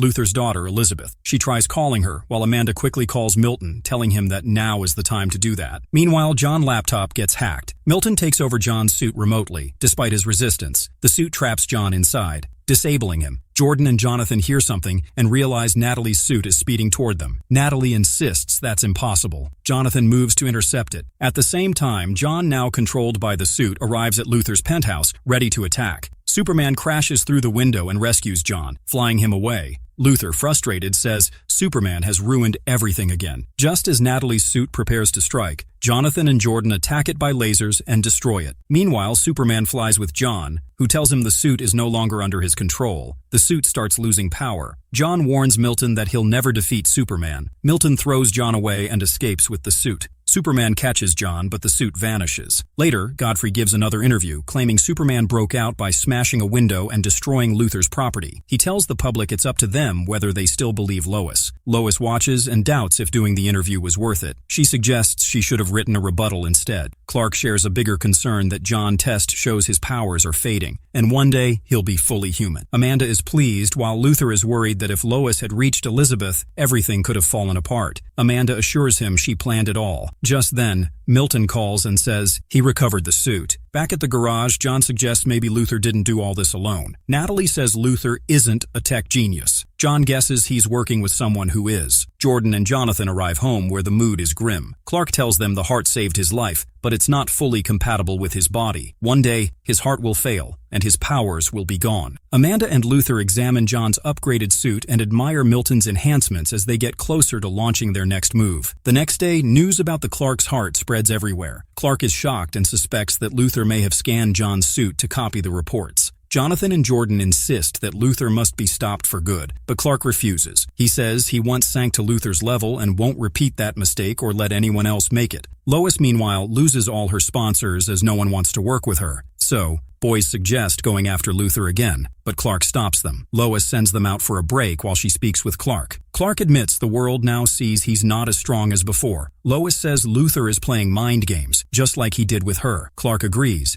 and says it's time they play with Luthor's mind. Jonathan and Jordan have become local celebrities, even restaurant dishes are named after them. They're surprised, but eager to help. Jordan hesitates, but Jonathan insists they need to act, even without permission. At the office, Amanda arrives and tells Lois she's being sued for defamation and must pay damages. Amanda says the world has changed. Even if the truth is on Lois's side, people no longer trust her. Lois still believes some people have faith in the truth, but Amanda doubts it. Then she informs her that Cheryl is untraceable. Hearing this, Lois is heartbroken. Later, Clark confronts Luthor, warning him not to harm anyone else. Clark says Amanda now controls things. He suspects Amanda used the interview as a distraction to steal John's suit. Luthor denies it, insisting he doesn't need help to kill Superman. Clark says he's lying to himself and leaves. Luthor, furious, vows to destroy everything Superman loves. Lois is devastated. She tells Clark about the lawsuit. Clark stays strong, reminding her she beat cancer and they're still together, unstoppable as a team. Lois regains hope and decides to start over from scratch. Clark takes his sons to Fortress and trains them by making them fight the suit that John wore. He says it's almost as strong as him, at his best. He asks them to focus and fight it one by one. Jordan tries hard, but both keep getting knocked down. After several failed attempts, Clark ends the session and sends them back, worried about their progress. Amanda meets Luthor, who surprises her by making her the largest shareholder in his company after him. He says she built it up from nothing and deserves it. Amanda is pleased, but Luthor pulls back slightly when she shows affection, which makes Amanda feel a bit awkward. Luthor examines his upgraded suit. It's now infused with kryptonite armor, enhanced strength, and chest screws designed to pierce Superman's heart. Luthor is thrilled. Milton then informs him that the monster is alive and trying to return home. Excited, Luthor orders the suit sent to Smallville as he's going to visit an old ally. Lois meets an old friend who reveals that Cheryl loved Luthor deeply. Luthor used her to get close to Sam. Lois suspects Amanda is repeating the same pattern and may meet the same fate. This information becomes crucial for her. Clark asks his mom how long it'll take for his sons to be as strong as him. She says never, as it's not possible because they're half human. Clark is upset, thinking he should push them harder. But she reminds him fighting isn't the answer. Jordan is frustrated, thinking Clark gave up too quickly. Jonathan believes their dad just wanted to check their current strength. But Jordan questions if Clark can even beat Luther's upgraded suit now, especially when he's no longer at his best. Lois warns Amanda that she's in danger, but Amanda brushes her off. Lois reminds her of Cheryl, saying Luther used and discarded her after getting what he wanted. Amanda defends Luther, saying he rewarded her with company shares. Lois says that Luther can give her the world, but if he asks for what matters most, she'll see the truth. She leaves, telling Amanda to ask Luther what Cheryl really meant to him, then she'll understand everything. Amanda meets Milton and asks about Luther. Milton says he went back to Smallville, possibly to meet Monster. Amanda is surprised as it wasn't part of the plan. Milton reminds her she's not the one in charge. Lois sets up again and tells Clark they shouldn't give up. If they can win Amanda over, she might help stop Luther, but Clark doesn't believe the boys will ever be ready. Lois reminds him her parents were wrong too, as her father said she could never have kids, but she did. Clark still thinks the boys are limited by their human DNA. Lois challenges him that instead of focusing on what the boys can't do, they should see what they can.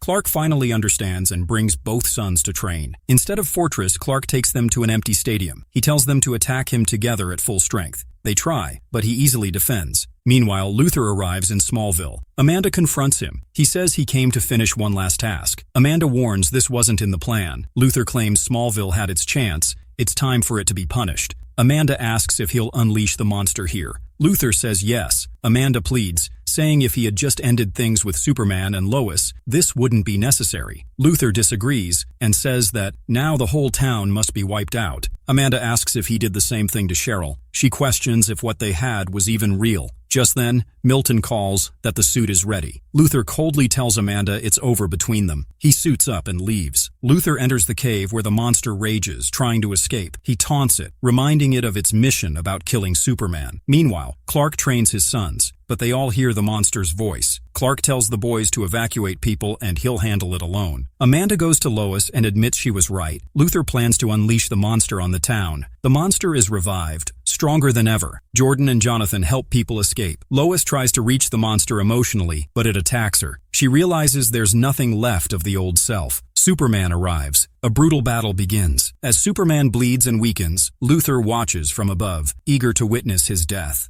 Superman, barely standing, looks at his family one last time and says he loves them. Lois breaks down in tears as he flies into the sky for a final strike. John and Lana are together on a date. Lana feels she should break up with John because he's always too busy for her. Suddenly, the monster and Clark crash in, causing chaos. Lana watches as the monster keeps attacking Superman, while Amanda admits she thought she could fix Luther, but Lois says there's no fixing a psychopath. The monster brutally beats Superman. Jordan and Jonathan rush in to help, but Superman stops them. He tells them to focus on protecting others. Lois tells her sons that if they don't help their dad now, they might lose him. They attack the monster together. John brings a special device, an advanced prototype that can latch onto any surface and disrupt power. He says this is their last shot. The monster chases the boys. Lois brings Superman to safety. Clark blames himself for involving the boys, but Lois insists they can only win together. He can't do everything alone. Lana joins in, saying they might have a new idea. Clark tells the boys to split up and head toward Smallville's main street.